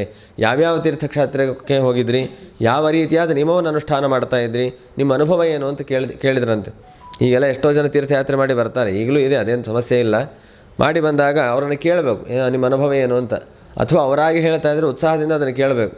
ಅವ್ರ ಪಾಡಿಗೆ ಅವ್ರು ಹೇಳ್ತಿರ್ತಾರೆ, ನಮ್ಮ ಪಾಡಿಗೆ ನಾವು ಕೂತ್ರೆ ಅವ್ರು ಹೇಳಲಿಕ್ಕೆ ಉತ್ಸಾಹ ಬರೋದಿಲ್ಲ, ನಮಗೆ ಆ ವಿಷಯಗಳು ಗೊತ್ತಾಗೋದಿಲ್ಲ, ನಮಗೆ ಹೋಗಿ ಮಾಡುವ ಪುಣ್ಯ ಇರೋದಿಲ್ಲ. ಕೇಳಿ ಆದರೂ ಪುಣ್ಯ ಬರುತ್ತೆ. ಈಗ ಕುಂಭಮೇಳ ನಡೀತಾ ಇದೆ, ಮುಂಚೆಲ್ಲ ಹೇಗೆ ನಡೀತಾ ಇತ್ತೋ ನಮಗೆ ಗೊತ್ತಿಲ್ಲ, ಈವಾಗಂತೂ ನಡೀತಾ ಇದ್ದರೆ ಅದರ ಆ ವಿಡಿಯೋ ಫೋಟೋಗಳು ಅಲ್ಲಿ ಹೋಗಿ ಬಂದವ್ರನ್ನೆಲ್ಲ ನೋಡಿ ಎಷ್ಟೋ ಜನ ಕಾಸಿಯಾಗಿ ನಾವು ನೀವು ಅಂತೆಲ್ಲ ಹೋಗ್ತಾ ಇದ್ದಾರೆ. ಈಗ 50,000 60,000 ಲಕ್ಷ ರೂಪಾಯಿ ಕೊಟ್ಟು ಹೋಗಿ ಬರುವಂಥವ್ರು ಇದ್ದಾರೆ. ಬಸ್ಸು ಕಾರು ವ್ಯಾನು ಹೇಗೆ ಸಿಗುತ್ತಾ ಹೋಗಿ ಬರೋದಷ್ಟೇ. ಇದೆಲ್ಲ ಯಾಕೆ ಈ ಪ್ರವೃತ್ತಿ ಬರುತ್ತೆ ಅಂತಂದರೆ, ಹೋಗಿ ಬಂದವರು ಅದರ ಅನುಭವವನ್ನು ಹಂಚಿಕೊಂಡಾಗ ಬಾಯಿಂದನೂ ಹೇಳ್ಬೋದು, ಚಿತ್ರಗಳ ಮೂಲಕವೂ ತೋರಿಸ್ಬೋದು. ಈಗೆಲ್ಲ ಅನೇಕ ಅನುಕೂಲತೆಗಳಿದೆ. ಈ ರೀತಿ ಮಾಡಿದಾಗ ಮತ್ತೊಬ್ಬರಿಗೆ ಅದರಿಂದ ಪ್ರೇರಣೆ ಸಿಗುತ್ತೆ. ಸತ್ಕರ್ಮಗಳನ್ನು ಈ ರೀತಿ ಪ್ರಚಾರ ಮಾಡಬೇಕು. ಪ್ರಚಾರಕ್ಕಾಗಿ ಸತ್ಕರ್ಮವನ್ನು ಮಾಡಬಾರದು. ಮಾಡಿದ ಸತ್ಕರ್ಮವನ್ನು ಸಜ್ಜನರ ಸತ್ಕರ್ಮಕ್ಕಾಗಿ ಪ್ರಚಾರವನ್ನು ಅವಶ್ಯವಾಗಿ ಮಾಡಬೇಕು. ಹಾಗೆ ಅದಕ್ಕೆ ಹೇಳ್ತಾರೆ, ನಿಮಗೆ ತೀರ್ಥಯಾತ್ರೆ ಅವಶ್ಯಕತೆ ಇಲ್ಲ ವಸ್ತುಸ್ಥಿತಿಯಲ್ಲಿ ಅಂತಾರೆ ಧರ್ಮರಾಜರು. ಭವದ್ವಿಧ ಭಾಗವತಃ ತೀರ್ಥಭೂತ ಸ್ವಯಂ ಪ್ರಭೋ ತೀರ್ಥೀಕುರುವಂತೆ ತೀರ್ಥಾನಿ ಸ್ವಾತ್ಮಸ್ಥೇನ ಗದಾಭೃತ. ನೀವೆಲ್ಲರೂ ಕೂಡ ಸ್ವಯಂ ತೀರ್ಥರೂಪರು. ಗಂಗಾ ನದಿಗೆ ಹೋಗಿ ನಿಮ್ಮನ್ನು ನೀವು ಪವಿತ್ರವನ್ನಾಗಿ ಮಾಡಿಕೊಳ್ಬೇಕಾಗಿಲ್ಲ. ತೀರ್ಥಕ್ಷೇತ್ರಕ್ಕೆ ಹೋಗಿ ನೀವು ನಿಮ್ಮನ್ನು ಪವಿತ್ರವನ್ನು ಮಾಡ್ಕೊಳ್ಬೇಕಾಗಿಲ್ಲ. ಯಾಕೆಂದರೆ ಆ ತೀರ್ಥಗಳನ್ನೇ ನೀವು ಪವಿತ್ರ ಮಾಡುವಂಥವರು. ತೀರ್ಥೀಕುರುವಂತೆ ತೀರ್ಥಾನಿ. ಯಾಕೆ ಆ ಸಾಮರ್ಥ್ಯ ಹೇಗೆ ಬಂತು ಅಂತಂದರೆ, ಗಂಗೆಯಲ್ಲಿ ಯಾಕೆ ಆ ಸಾಮರ್ಥ್ಯ ಬಂತು? ಪಾವಿತ್ರ್ಯವನ್ನು ಕೊಡುವ ಸಾಮರ್ಥ್ಯ ಗಂಗೆಗೆ ಹೇಗೆ ಬಂತು ಅಂತಂದರೆ, ಸಯೇವ ದ್ರವರೂಪೇಣ ಗಂಗಾಂಭೋ ನಾತ್ರ ಸಂಶಯ. ಆ ಭಗವಂತನು ಪವಿತ್ರತಮನಾದಂತಹ ಪುಂಡರೀಕಾಕ್ಷನಾದ ಭಗವಂತ ನೀರಿನಲ್ಲಿ ವಿಶೇಷ ಸನ್ನಿಧಾನವನ್ನು ತುಂಬಿರ್ತಾನೆ ಅನ್ನೋ ಕಾರಣಕ್ಕೋಸ್ಕರವಾಗಿ ಆ ಗಂಗಾ ನದಿಗೆ ಆ ಸಾಮರ್ಥ್ಯ ಬಂದಿದೆ. ಅದಕ್ಕಿಂತಲೂ ಕೂಡ ಹೆಚ್ಚಿನ ಸನ್ನಿಧಾನ ನಿಮ್ಮಂತಹ ಜ್ಞಾನಿಗಳ ಹೃದಯದಲ್ಲಿ ಪರಮಾತ್ಮ ತಾನು ತುಂಬಿರ್ತಾನಾದ ಕಾರಣ ನಿಮ್ಮ ಹೃದಯಸ್ಥೇನ ಗದಾಭೃತ. ನಿಮ್ಮ ಹೃದಯದಲ್ಲಿರುವ ಆ ಭಗವಂತನ ಸನ್ನಿಧಾನದಿಂದ ನೀವೆಲ್ಲರೂ ಕೂಡ ಸ್ವಯಂ ತೀರ್ಥರೂಪರು. ದೊಡ್ಡವರನ್ನು ನಾವು ಯಾಕೆ ತೀರ್ಥ ಅಂತ ಕರಿತೀವಿ? ತೀರ್ಥಪಾದರು ಅಂತ ಕರೀತಾರೆ ತಮ್ಮ ತಂದೆಯನ್ನು, ಗುರುಗಳನ್ನು. ಅದೇ ರೀತಿ ನಮ್ಮ ಪರಂಪರೆಯಲ್ಲಿ ಸನ್ಯಾಸಿಗಳನ್ನು ತೀರ್ಥರು ಅಂತ ಕರೀತಾರೆ. ಯಾಕೆ ಅಂದರೆ ಸ್ವಯಂ ಪವಿತ್ರ ರೂಪರು. ಹಾಗಾಗಿ ಬೇರೆಯವರನ್ನು ಪವಿತ್ರ ಮಾಡುವಂತಹ ಸಾಮರ್ಥ್ಯ ಅವರಿಗಿರುತ್ತೆ. ಹಾಗಾಗಿ ಅವರನ್ನು ತೀರ್ಥ ಶಬ್ದದಿಂದ ಸೇರಿಸಿ ಕರೆಯುವಂತಹದ್ದು. ನದಿಗಳನ್ನು ತೀರ್ಥ ಅಂತ ಕರೆಯೋದು ಇದೇ ಕಾರಣಕ್ಕೋಸ್ಕರ. ತೀರ್ಥ ಅಂದರೆ ಬರೀ ನೀರಲ್ಲ, ಯಾವುದು ನಮ್ಮನ್ನು ಪವಿತ್ರವನ್ನು ಮಾಡುತ್ತೋ, ಸಂಸಾರದಿಂದ ನಮ್ಮನ್ನು ದಾಟಿಸುತ್ತೋ ಅದು ತೀರ್ಥ ಅಂತ ಕರೆಸಿಕೊಳ್ಳುತ್ತೆ. ಹಾಗಾಗಿ ತೀರ್ಥೀಕುರುವಂತಿ ತೀರ್ಥಭೂತಾಹ, ನೀವೆಲ್ಲರೂ ಕೂಡ ಸ್ವಯಂ ತೀರ್ಥರೂಪರು. ನೀವು ತೀರ್ಥಗಳನ್ನು ತೀರ್ಥವನ್ನಾಗಿ ಮಾಡ್ತೀರಿ ಅಂತ ಧರ್ಮರಾಜರು ಹೇಳ್ತಾರೆ. ಇದೇ ಮಾತನ್ನೇ ಪಂಡಿತಾಚಾರ್ಯರು ಹೇಳ್ತಾರೆ. ವಿಷ್ಣು ತೀರ್ಥರು ಉತ್ತರ ಭಾರತ ಯಾತ್ರೆಗೆ ಹೋದಾಗ ಹೇಗೆ ಮಾಡ್ತಾಯಿದ್ರು? ಸ್ನಾನ ಮಾಡಬೇಕು, ದೇಹ ಶುದ್ಧಿಗಾಗಿ ಸ್ನಾನ ಮಾಡಬೇಕು. ಹಾಗಾಗಿ ಆ ತೀರ್ಥಗಳಿಂದ ತಮ್ಮ ದೇಹವನ್ನು ಶೋಧನೆ ಮಾಡಿಕೊಳ್ತಾ ಇದ್ರಂತೆ. ಹಾಗೆ ಆ ತೀರ್ಥಗಳನ್ನು ಇವರು ಪವಿತ್ರವನ್ನಾಗಿ ಮಾಡ್ತಾಯಿದ್ರಂತೆ. ಪರಸ್ಪರ ಪಾವಿತ್ರ್ಯದ ಹಂಚಿಕೆ. ತೀರ್ಥಕಂ ವಿಷ್ಣು ತೀರ್ಥಂಚ ವಿಷ್ಣುತೀರ್ಥಶ್ಚ ತೀರ್ಥಕಂ. ವಿಷ್ಣುತೀರ್ಥರನ್ನು ಇವು ಶೋಧನೆ ಮಾಡ್ತಾಯಿದ್ವು, ಇವುಗಳನ್ನು ವಿಷ್ಣುತೀರ್ಥರು ಶೋಧನೆ ಮಾಡ್ತಾಯಿದ್ರು. ಅದು ತಾತ್ಪರ್ಯ ಆ ರೀತಿಯಾದ ಪಾವಿತ್ರ್ಯವನ್ನು ಜ್ಞಾನಿಗಳು ಪಡೆದಿರ್ತಾರೆ ಅಂತ ಅನ್ನೋದನ್ನು ಇನ್ನು ಅರ್ಥ ಮಾಡಿಕೊಳ್ಳಬೇಕು. ಹೀಗೆ ನೀವು ತೀರ್ಥಯಾತ್ರೆಯನ್ನು ಮಾಡ್ತಾ ಬಂದಾಗ ನಿಮ್ಮ ಅನೇಕ ಜನ ಸುಹೃದರು ಯಾರ್ಯಾರೋ ಬಂಧುಗಳನ್ನು ಪ್ರಶ್ನೆ ಮಾಡೋದಲ್ಲ, ನಮ್ಮ ಸ್ನೇಹಿತರು ಯಾರು? ಕೃಷ್ಣ ದೈವತಾಹ, ಕೃಷ್ಣನನ್ನೇ ದೈವವತನಾಗಿ ಪಡೆದಂತಹ ನಮ್ಮ ಬಂಧುಗಳು ಯಾರಿದ್ದಾರೋ ಅವ್ರು ಹೇಗಿದ್ದಾರೆ ಅಂತ ಕೇಳ್ತಾರೆ. ಇದು ಎರಡರ್ಥ ಇಲ್ಲಿ. ಕೃಷ್ಣ ಪರಮಾತ್ಮನನ್ನೇ ಬಂಧುವನ್ನಾಗಿ ದೇವತೆಯನ್ನಾಗಿ ಮಾಡಿಕೊಂಡಂತಹ ವ್ಯಕ್ತಿಗಳು ಯಾರ್ಯಾರಿದ್ದಾರೋ ಅವರೆಲ್ಲರೂ ಕೂಡ ನಮ್ಮ ಬಂಧುಗಳು. ವೈಷ್ಣವ ಮಮ ಬಾಂಧವಾಹ ಅನ್ನುವ ಭಾವನೆ ಇರಬೇಕು. ಆಗ ಅವರು ನಿಜವಾಗಿ ಸಜ್ಜನರು ಅಂತ ಅರ್ಥ. ಹಾಗಾಗಿ ಇಡೀ ಜಗತ್ತಿನಲ್ಲಿರುವ ಕೃಷ್ಣ ಪರಮಾತ್ಮನನ್ನೇ ಸರ್ವಸ್ವವಾಗಿ ತಿಳಿದಂತಹ ನಮ್ಮ ಜನರೇನಿದ್ದಾರೆ ಅವರೆಲ್ಲರೂ ಕೂಡ ನನ್ನ ಬಂಧುಗಳು. ಆ ಬಂಧುಗಳೆಲ್ಲ ಹೇಗಿದ್ದಾರೆ ಅಂತ ಪ್ರಶ್ನೆ ಕೇಳ್ತಾರೆ ಧರ್ಮರಾಜರು. ಇದು ಒಂದು ಅರ್ಥ. ಇನ್ನೊಂದು ದೃಷ್ಟಿಯಲ್ಲಿ ಕೃಷ್ಣ ಪರಮಾತ್ಮನನ್ನೇ ಆಶ್ರಯಿಸಿಕೊಂಡು ಬದುಕುವಂತಹ ನಮ್ಮ ಅನೇಕ ದ್ವಾರಕಾಪಟ್ಟಣದ ಜನರು, ಬೇರೆ ಬೇರೆ ವಂಶದವರು, ಅವರೆಲ್ಲ ಹೇಗಿದ್ದಾರೆ ಅಂತ ಪ್ರಶ್ನೆಯನ್ನು ಕೇಳ್ತಾನೆ. ಯಾಕೆಂದರೆ ನೀವೆಲ್ಲ ಓಡಾಡಿರ್ತೀರಿ, ಬೇರೆ ಬೇರೆ ಕಡೆ ಸಿಗ್ತಾ ಇರ್ತಾರೆ, ಅವರೆಲ್ಲ ಹೇಗಿದ್ದಾರೆ ಅಂತ. ಯಾಕೆ ತುಂಬ ಮಾಸಗಳು ಕಳೆದು ಹೋಗಿದೆ ಅಂತೆ, ತುಂಬ ಮಾಸಗಳು ಕಳೆದು ಹೋಗಿದೆ, ಎಷ್ಟೋ ದಿವಸಗಳಾಗಿದೆ ಅನ್ನೋದಕ್ಕೋಸ್ಕರ ಧರ್ಮರಾಜನಿಗೆ ಅವರ ಬಗ್ಗೆ ಮಾಹಿತಿ ಬೇಕು, ಬೇಗ ಬೇಗ ಅವರ ಬಗ್ಗೆ ತಿಳಿದುಕೊಳ್ಳಬೇಕು ಅನ್ನೋ ಕುತೂಹಲ. ಹೀಗೆ ಹೇಳಿದಾಗ ಎಲ್ಲ ವಿಷಯಗಳನ್ನು ಕೂಡ ಧರ್ಮರಾಜರಿಗೆ ವಿದುರರು ನಿರೂಪಣೆಯನ್ನು ಮಾಡ್ತಾ ಇದ್ದಾರೆ. ಆ ತೀರ್ಥಯಾತ್ರೆಯ ವಿಷಯ ಮುಂದಿನ ಭಾಗಗಳಲ್ಲಿ ವಿಸ್ತಾರವಾಗಿ ಬರುತ್ತೆ. ಬಲರಾಮದೇವರ ತೀರ್ಥಯಾತ್ರೆ ಬರುತ್ತೆ, ಮಹಾಭಾರತದಲ್ಲಿ ಬರುತ್ತೆ, ಹೀಗೆಲ್ಲ ಬರುತ್ತೆ. ಇಲ್ಲಿ ಎಲ್ಲ ವಿಷಯಗಳನ್ನು ಹೇಳಿದ್ರು ಅಷ್ಟೇ ನಿರೂಪಣೆಯನ್ನು ಮಾಡಿ ಒಂದನ್ನು ಮಾತ್ರ ಹೇಳೋದಿಲ್ಲಂತೆ. ವಿನಾ ಯದುಕುಲ ಕ್ಷಯಂ, ಯದುಕುಲ ನಾಶವಾಗತ್ತೆ ಅಂತನ್ನುವ ವಿಷಯವೂ ಕೂಡ ವಿದುರರಿಗೆ ಗೊತ್ತಿರುತ್ತೆ, ಅದನ್ನು ಹೇಳೋದಿಲ್ಲ. ಕುರುಕುಲ ನಾಶವಾಗಿದೆ, ಯದುಕುಲ ನಾಶವಾಗಲಿಕ್ಕಿದೆ. ಸಂಪೂರ್ಣ ನಾಶ ಆಗಿಲ್ಲ ಕುರುಕುಲ, ಒಂದು ಅಂಶ ಉಳ್ಕೊಂಡಿದೆ. ಯದುಕುಲ ನಾಶ ಆಗಲಿಕ್ಕಿದೆ, ಇದನ್ನು ಹೇಳೋದಿಲ್ಲ. ಅವ್ರಿಗೆ ಗೊತ್ತಿರುತ್ತೆ. ಉದ್ಧವರ ಸಂಪರ್ಕ ಆಗತ್ತೆ, ಮೈತ್ರೇಯರು ಸಿಗೋಕ್ಕಿಂತ ಮುಂಚೆ ಉದ್ಧವರ ಸಂಪರ್ಕವಾಗಿರುತ್ತೆ. ಆಗ ಉದ್ಧವರು ಹೇಳಿರ್ತಾರೆ, ಕೃಷ್ಣ ಪರಮಾತ್ಮ ಹೇಳಿದ್ದಾನೆ ಯದುಕುಲದ ನಾಶವಾಗಲಿಕ್ಕಿದೆ, ನೀನು ಇಲ್ಲಿರಬೇಡ, ನೀನಿದ್ದರೆ ನೀನು ಸಹಿಸ್ಕೊಳ್ಳಿಕ್ಕಾಗೋದಿಲ್ಲ ಅಂತ ಹೇಳಿ ಬದರಿಗೆ ಹೋಗುವಂತ ಕಳಿಸಿದ್ದ, ನಾನು ಹೋಗ್ತಾ ಇದ್ದೀನಿ ಅಂತ ಉದ್ಧವರು ಹೇಳಿರ್ತಾರೆ. ಅದನ್ನು ವಿದುರರಿಗೆ ಉದ್ಧವರು ಹೇಳಿರ್ತಾರೆ. ಅದನ್ನು ಧರ್ಮರಾಜನ ಹೇಳೋದಿಲ್ಲಂತೆ. ಯಾಕೆಂದರೆ ಮೊದಲೇ ತುಂಬ ದುಃಖದಲ್ಲಿದ್ದಾನೆ, ಏನೋ ಸಮಾಧಾನ ಮಾಡಿಕೊಂಡು ರಾಜ್ಯವನ್ನು ನಡೆಸ್ತಾ ಇದ್ದಾನೆ, ಅದು ಕೂಡ ಗೊತ್ತಾದರೆ ಸಹಿಸ್ಕೊಳ್ಳೋದಿಲ್ಲ ಅಂಥೇಳಿ ಆ ಯದುಕುಲ ಕ್ಷಯವನ್ನು ಹೇಳದೇನೆ ಇನ್ನೆಲ್ಲ ಮಹಿಮೆಯನ್ನು ಕೂಡ ವರ್ಣನೆ ಮಾಡಿದ್ದಾರೆ ವಿದುರರು. ಇದಾದ ಮೇಲೆ ಅನೇಕ ಅಪಶಕುನಗಳು ಅಲ್ಲಿ ನಡೀತಾ ಇದೆ. ಉತ್ತಮವಾದ ರೀತಿಯಲ್ಲಿ ರಾಜ್ಯವನ್ನು ನಡೆಸ್ತಾ ಇದ್ದ. ಆದರೆ ಒಂದು ಅತ್ಯಕ್ರಾಮ ವಿಜ್ಞಾತಃ ಕಾಲ ಪರಮದುಸ್ತರಃ, ಒಂದು ಸಂದರ್ಭದಲ್ಲಿ ಒಂದು ವಿಲಕ್ಷಣವಾದಂತಹ ಕಾಲಘಟ್ಟ ಬಂದು ಒದಗಿತು. ವಿಚಿತ್ರವಾದ ರೀತಿಯಲ್ಲಿ ಒಂದು ಸಂದರ್ಭ ಬಂದೊದಗಿದೆ. ಯಾಕೆ ಅಂತಂದರೆ ವಿದುರಸ್ತದಭಿಪ್ರೇತ್ಯ ಧೃತರಾಷ್ಟ್ರಮ ಭಾಷತ ರಾಜನ್ ನಿರ್ಗಮ್ಯತಾಂ ಶೀಘ್ರಂ ಪಶ್ಯೇದಂ ಭಯಮಾಗತಂ. ಅದಕ್ಕಿಂತ ಮೊದಲು ಇನ್ನೊಂದು ಸಂದರ್ಭ, ಸುಂದರವಾದ ರೀತಿಯಲ್ಲಿ ರಾಜ್ಯವನ್ನು ನಡೆಸ್ತಾ ಇದ್ದ ಧರ್ಮರಾಜ. ಆ ಸಂದರ್ಭದಲ್ಲಿ ವಿದುರರು ಬಂದಿರ್ತಾರಲ್ಲ, ಅವರು ಧರ್ಮರಾಜನ ಜೊತೆ ಮಾತ್ರ ಮಾತನಾಡೋದಲ್ಲ, ಧೃತರಾಷ್ಟ್ರನ ಹತ್ರ ಹೋಗಿ ಮಾತನಾಡಿಸ್ತಾರೆ, ಗಾಂಧಾರಿ ಎಲ್ಲರ ಜೊತೆ ಮಾತನಾಡಿಸ್ತಾರೆ. ಅಲ್ಲಿ ಹೋದಾಗ ಧೃತರಾಷ್ಟ್ರನ ಬಳಿ ಕೇಳ್ತಾರಂತೆ, ಇಲ್ಲಿ ಏನು ಮಾಡ್ತಾ ಇದ್ದೀನಿ ನೀನಿದ್ದು ಅಂತ ಕೇಳ್ತಾರೆ. ಯಾಕೆಂದರೆ ನೀನು ಇಲ್ಲಿರುವ ಸಮಯ ಅಲ್ಲ, ನೀನಿರುವ ಜಾಗವೂ ಇದಲ್ಲ. ರಾಜನ್ ನಿರ್ಗಮ್ಯತಾಂ ಶೀಘ್ರಂ ಪಶ್ಯೇದಂ ಭಯಮಾಗತಂ, ಇಲ್ಲಿಂದ ಹೊರಡಬೇಕು, ನೀನು ಹೊರಟು ಬಿಡು, ಇಂತಹ ಕಾಲದಲ್ಲಿ ಇಂತಹ ದೇಶದಲ್ಲಿ ನೀನು ಇರಬಾರ್ದು ಅಂತಾರೆ. ಚುಚ್ಚು ಕೊಡೋದು ಕೆಲವರು ಇರ್ತಾರೆ. ಚೆನ್ನಾಗಿ ಒಂದು ಕುಟುಂಬ ಬದುಕ್ತಾ ಇದ್ದರೆ ಹಚ್ಕೊಟ್ಬಿಟ್ಟು ನೀವು ಇಲ್ಲಿರಬೇಡಿ, ಬೇರೆ ಮನೆ ಮಾಡ್ಕೊಂಡು ಹೋಗ್ಬಿಡಿ, ಹಾಗೆಲ್ಲ ಹೇಳ್ಕೊಡೋರು ಇರ್ತಾರೆ. ಆ ಭಾವನೆ ಇಲ್ಲಲ್ಲ. ಇಲ್ಲೇನು ಅಂತಂದರೆ ಧೃತರಾಷ್ಟ್ರ ಇನ್ನಾರು ಉದ್ಧಾರ ಆಗಬೇಕು ಅನ್ನುವ ಭಾವನೆ ವಿದುರರಿಗಿದೆ. ಅದನ್ನ ಇಟ್ಕೊಂಡು ಹೇಳ್ತಾರೆ. ಸ್ವಲ್ಪ ಮೇಲ್ನೋಟಕ್ಕೆ ನೋಡಲಿಕ್ಕೆ ಏನೋ ಒಂದು ವಿಲಕ್ಷಣವಾಗಿ ಹೇಳಿದಂತೆ ತೋರುತ್ತೆ. ಪ್ರತಿಕ್ರಿಯಾನ ಯಸ್ಯೇಹ ಕುತಶ್ಚಿತ್ ಕರ್ಹಿಚಿತ್ ಪ್ರಭೋ ಸಯೇಷ ಭಗವಾನ್ ಕಾಲಃ ಸರ್ವೇಷಾಂ ನ ಸಮಾಗತಃ. ಯಾವ ಕಾಲಕ್ಕೆ ಪ್ರತಿರೋಧವೇ ಇಲ್ಲ ಅಂಥ ಕಾಲ ನನಗೆ, ನಿನಗೆ, ನಿನ್ನ ಹೆಂಡತಿಗೆ ಎಲ್ಲರಿಗೂ ಬಂದಿದೆ. ಏನದು ಕಾಲ? ಯಾವ ಕಾಲಕ್ಕೆ ಪ್ರತಿರೋಧ ಇಲ್ಲ? ಜಾತಸ್ಯ ಹಿ ಧ್ರುವ ಮೃತ್ಯು, ಹುಟ್ಟಿದ ವ್ಯಕ್ತಿ ಮರಣವನ್ನು ಹೊಂದಲೇಬೇಕು. ಆ ಮರಣದ ಕಾಲ ನಮಗೆಲ್ಲರಿಗೂ ಬಂದಿದೆ, ಅದಕ್ಕೆ ಪ್ರತಿರೋಧ ಅನ್ನೋದಿಲ್ಲ. ಹಾಗಾಗಿ ಆ ಮರಣ ಕಾಲವನ್ನು ನೀನಿಲ್ಲಿ ಅನುಭವಿಸಬೇಡ, ಇಲ್ಲಿಂದ ಹೊರಡಬೇಕು ಅಂತಾರೆ. ಯಾಕೆಂದರೆ ಏನ ಚೇಹಾಭಿಪನ್ನೋಯಂ ಪ್ರಾಣೈ ಪ್ರಿಯತಮೈರಪಿ ಜನಸ್ಸದ್ಯ ವಿಮುಚ್ಚೇತ ಕಿಮುತಾನ್ಯೈರ್ಧನಾದಿಭಿಃ. ಯಾವ ಸಂದರ್ಭದಲ್ಲಿ ನಮ್ಮ ಇಂದ್ರಿಯಗಳೇ ನಮ್ಮನ್ನು ತೊಂದರೆ ಕೊಡಲಿಕ್ಕೆ ಶುರು ಮಾಡ್ತವೆ, ನಮ್ಮ ದೇಹವೇ ನಮಗೆ ಸಹಕಾರವನ್ನು ಕೊಡೋದಿಲ್ಲ, ಆ ಸಂದರ್ಭದಲ್ಲಿ ನಾವು ಇನ್ನೊಂದು ಕಡೆ ಅಧೀನರಾಗಿದ್ದೇನು ಪ್ರಯೋಜನ? ತತ್ಕ್ಷಣದಲ್ಲೇ ನಾವೆಲ್ಲ ಹೊರಡತಕ್ಕದ್ದು ಅಂತ ಹೇಳ್ತಾರೆ. ಜೊತೆಗೆ ನಿನ್ನ ಪರಿಸ್ಥಿತಿ ಯೋಚನೆ ಮಾಡು ಅಂತ ಹೇಳ್ತಾರೆ ವಿದುರರು. ಪಿತೃ ಭ್ರಾತೃ ಸುಹೃತ್ ಪುತ್ರಾ ಹತಾಸ್ತೆ ವಿಗತಂ ವಯಃ ಆತ್ಮಾಚ ಜರಯಾಗ್ರಸ್ತಃ ಪರಗೇಹಮುಪಾಸಸೆ. ನಿನ್ನ ತಂದೆ ಸ್ಥಾನೀಯರು ಅನೇಕ ಜನ ತೀರಿಕೊಂಡಿದ್ದಾರೆ, ಅಣ್ಣ ತಮ್ಮಂದಿರು ತೀರಿಕೊಂಡಿದ್ದಾರೆ. ಮೊದಲಿನಿಂದ ಕ್ರಮವಾಗಿ ಪಾಂಡುರಾಜ ತೀರಿಕೊಂಡ, ಬೇರೆಯವರು ತೀರಿಕೊಂಡಾಯಿತು. ನಿನ್ನ ಅನೇಕ ಜನ ಸ್ನೇಹಿತರು ಎಲ್ಲರೂ ಕೂಡ ತೀರಿಕೊಂಡಿದ್ದಾರೆ. ಹತಾಸ್ತೆ ವಿಗತಂ ವಯಃ, ನಿನ್ನ ವಯಸ್ಸು ಕೂಡ ಕ್ಷೀಣಿಸಿ ಹೋಗಿದೆ. ನಿನ್ನವರು ಅಂತ ಯಾರೂ ಇಲ್ಲ, ನಿನ್ನ ವಯಸ್ಸು ಕ್ಷೀಣಿಸಿದೆ. ದೇಹವಾದರೂ ಗಟ್ಟಿ ಇದೆಯಾ ಅಂತಂದರೆ ಆತ್ಮಾಚ ಜರಯಾಗ್ರಸ್ತಃ, ಮುಪ್ಪಿನಿಂದ ಸುಕ್ಕುಗಟ್ಟಿದೆ ದೇಹ. ಇಷ್ಟಿದ್ದರೂ ಕೂಡ ನನ್ನ ಮನೆ ನಾನೇನು ಸುಖವಾಗಿರ್ತೀನಿ ಅನ್ನೋ ಪರಿಸ್ಥಿತಿ ಇದೆಯಾ? ಪರಗೇಹಂ ಉಪಾಸಸೆ, ಮತ್ತೊಬ್ಬರ ಮನೆಯಲ್ಲಿ ವಾಸ ಮಾಡ್ತಾ ಇದ್ದಿ, ಮತ್ತೊಬ್ಬರ ಮನೆ ಎಲ್ಲ ವಾಸ್ತವಿಕವಾಗಿ, ಆದರೆ ಪ್ರೀತಿಯಿಂದ ಕೊಟ್ಟಾಗ ತನ್ನ ಮನೆ ಆಗ್ತಾಯಿತ್ತು. ರಾಜ್ಯದ ಪರಾಕ್ರಮದಿಂದ ಸ್ವೀಕಾರ ಮಾಡಿದಾಗ ಅದು ಪಾಂಡವರ ಮನೆಯಾಗಿದೆ. ಸರಿ, ಎಲ್ಲ ಅಲ್ಲಿ ಅವರು ಪ್ರೀತಿಯಿಂದಲೇ ನೋಡಿಕೊಳ್ತಾ ಇದ್ದಾರೆ. ಆದರೆ ಭೀಮಸೇನ ದೇವರು ಮಾತ್ರ ಬುದ್ಧಿಯನ್ನು ಕಲಿಸ್ತಾ ಇದ್ದರು ಧೃತರಾಷ್ಟ್ರನಿಗೆ. ಅಹೋ ಮಹೀಯಸಿ ಜಂತೋಹೋ ಜೀವಿತಾಶ ಯಯಾ ಭವಾನ್ ಭೀಮಾಪವರ್ಜಿತಂ ಪಿಂಡಂ ಆದತ್ಸೆ ಗೃಹಪಾಲವತ್. ಆ ಭೀಮಸೇನ ದೇವರು ನಿನಗೆ ಹೇಗೆ ಅನ್ನವನ್ನು ಹಾಕ್ತಾ ಇದ್ದಾರೆ ಅಂತಂದರೆ ನಾಯಿಗೆ ಹಾಕಿದಂಗೆ ಅನ್ನ ಹಾಕ್ತಾ ಇದ್ದಾರಂತೆ. ಯಾಕೆ ಧೃತರಾಷ್ಟ್ರ ಮೇಲೆ ಅಗೌರವ ಭಾವನೆ ಅಲ್ಲ, ಆದರೆ ಸರಿಯಾದ ರೀತಿಯಲ್ಲಿ ರಾಜ್ಯವನ್ನು ನಡೆಸುವ ಅವಕಾಶವಿದ್ದಾಗ ಅದನ್ನು ನಡೆಸದೇನೆ ಕಣ್ಣು ಮುಚ್ಚಿ ಕುಳಿತುಕೊಂಡಿದ್ದಕ್ಕಾಗಿ ಈ ಪರಿಸ್ಥಿತಿ ಬಂದಿದೆ. ಇವತ್ತಾದರೂ ಆ ಭಾವನೆ ಬಿಡಬೇಕು, ಅಭಿಮಾನ ಬಿಡಬೇಕು. ಇಷ್ಟಾದರೂ ಇಷ್ಟು ಕೆಟ್ಟ ಕೆಲಸ ಆದರೂ ಮತ್ತೂ ಅಭಿಮಾನ ಮಾಡ್ತೀವಿ ಅಂತಂದರೆ ಆ ಅಭಿಮಾನಕ್ಕೆ ಅಂತಹ ಜೀವನಕ್ಕಿಂತ ನಾಯಿ ಪಾಡೆ ಮೇಲು ಅಂತನ್ನುವ ಪರಿಸ್ಥಿತಿ ಬರುತ್ತೆ. ಹಾಗಾಗಿ ನೀವು ಮತ್ತು ಭೀಮಸೇನ ದೇವರ ರೀತಿ ಮಾಡಿದ್ದು ತಪ್ಪು ಅನ್ನುವ ಭಾವನೆ ವಿದುರರಿಗಿಲ್ಲ ಅನ್ನೋದಕ್ಕೆ ಮುಂದಿನ ಮಾತನ್ನು ಹೇಳ್ತಾರೆ. ಅಗ್ನಿರ್ ನಿಸೃಷ್ಟೋ ದತ್ತಶ್ಚ ಗರೋ ದಾರಾಶ್ಚ ದೂಷಿತಾ ಹತಂ ಕ್ಷೇತ್ರಂ ಧನಂ ಯೇಷಾಂ ತದನ್ನೈಹಿ ಅಸುಭಿಕ್ಕಿಯತ್.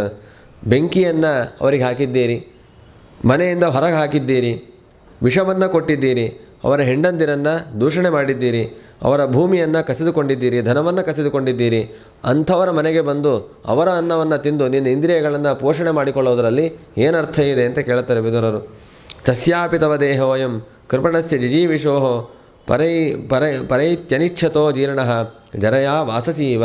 ಇಷ್ಟಾಗಿಯೂ ಏನೇ ಅಲ್ಲಿ ನಮ್ಮವರೇ ತಾನೆ ಅಂತ ಅಂದ್ಕೊಂಡು ಬದುಕೋ ತನಕ ಇಲ್ಲೇ ಬದುಕು ಬಿಡ್ತೀನಿ ಅಂತನ್ನುವ ಅತಿಯಾದ ಅಭಿಮಾನವನ್ನು ಮಾಡಿಕೊಂಡಿದ್ದರೂ ಕೂಡ ನಿನ್ನ ದೇಹ ಅಂತೂ ನಿನ್ನ ಜೊತೆ ಇರೋದಿಲ್ಲ.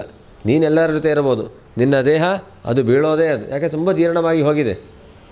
ಹಾಗಾಗಿ ಗತಸ್ವಾರ್ಥಮಿಮಂ ದೇಹಂ ವಿಯುಕ್ತೋ ಮುಕ್ತಬಂಧನಃ ಅವಿಜ್ಞಾತ ಗತಿರ್ಜಹ್ಯಾತ ಸವೈ ಧೀರ ಉದಾರತಃ.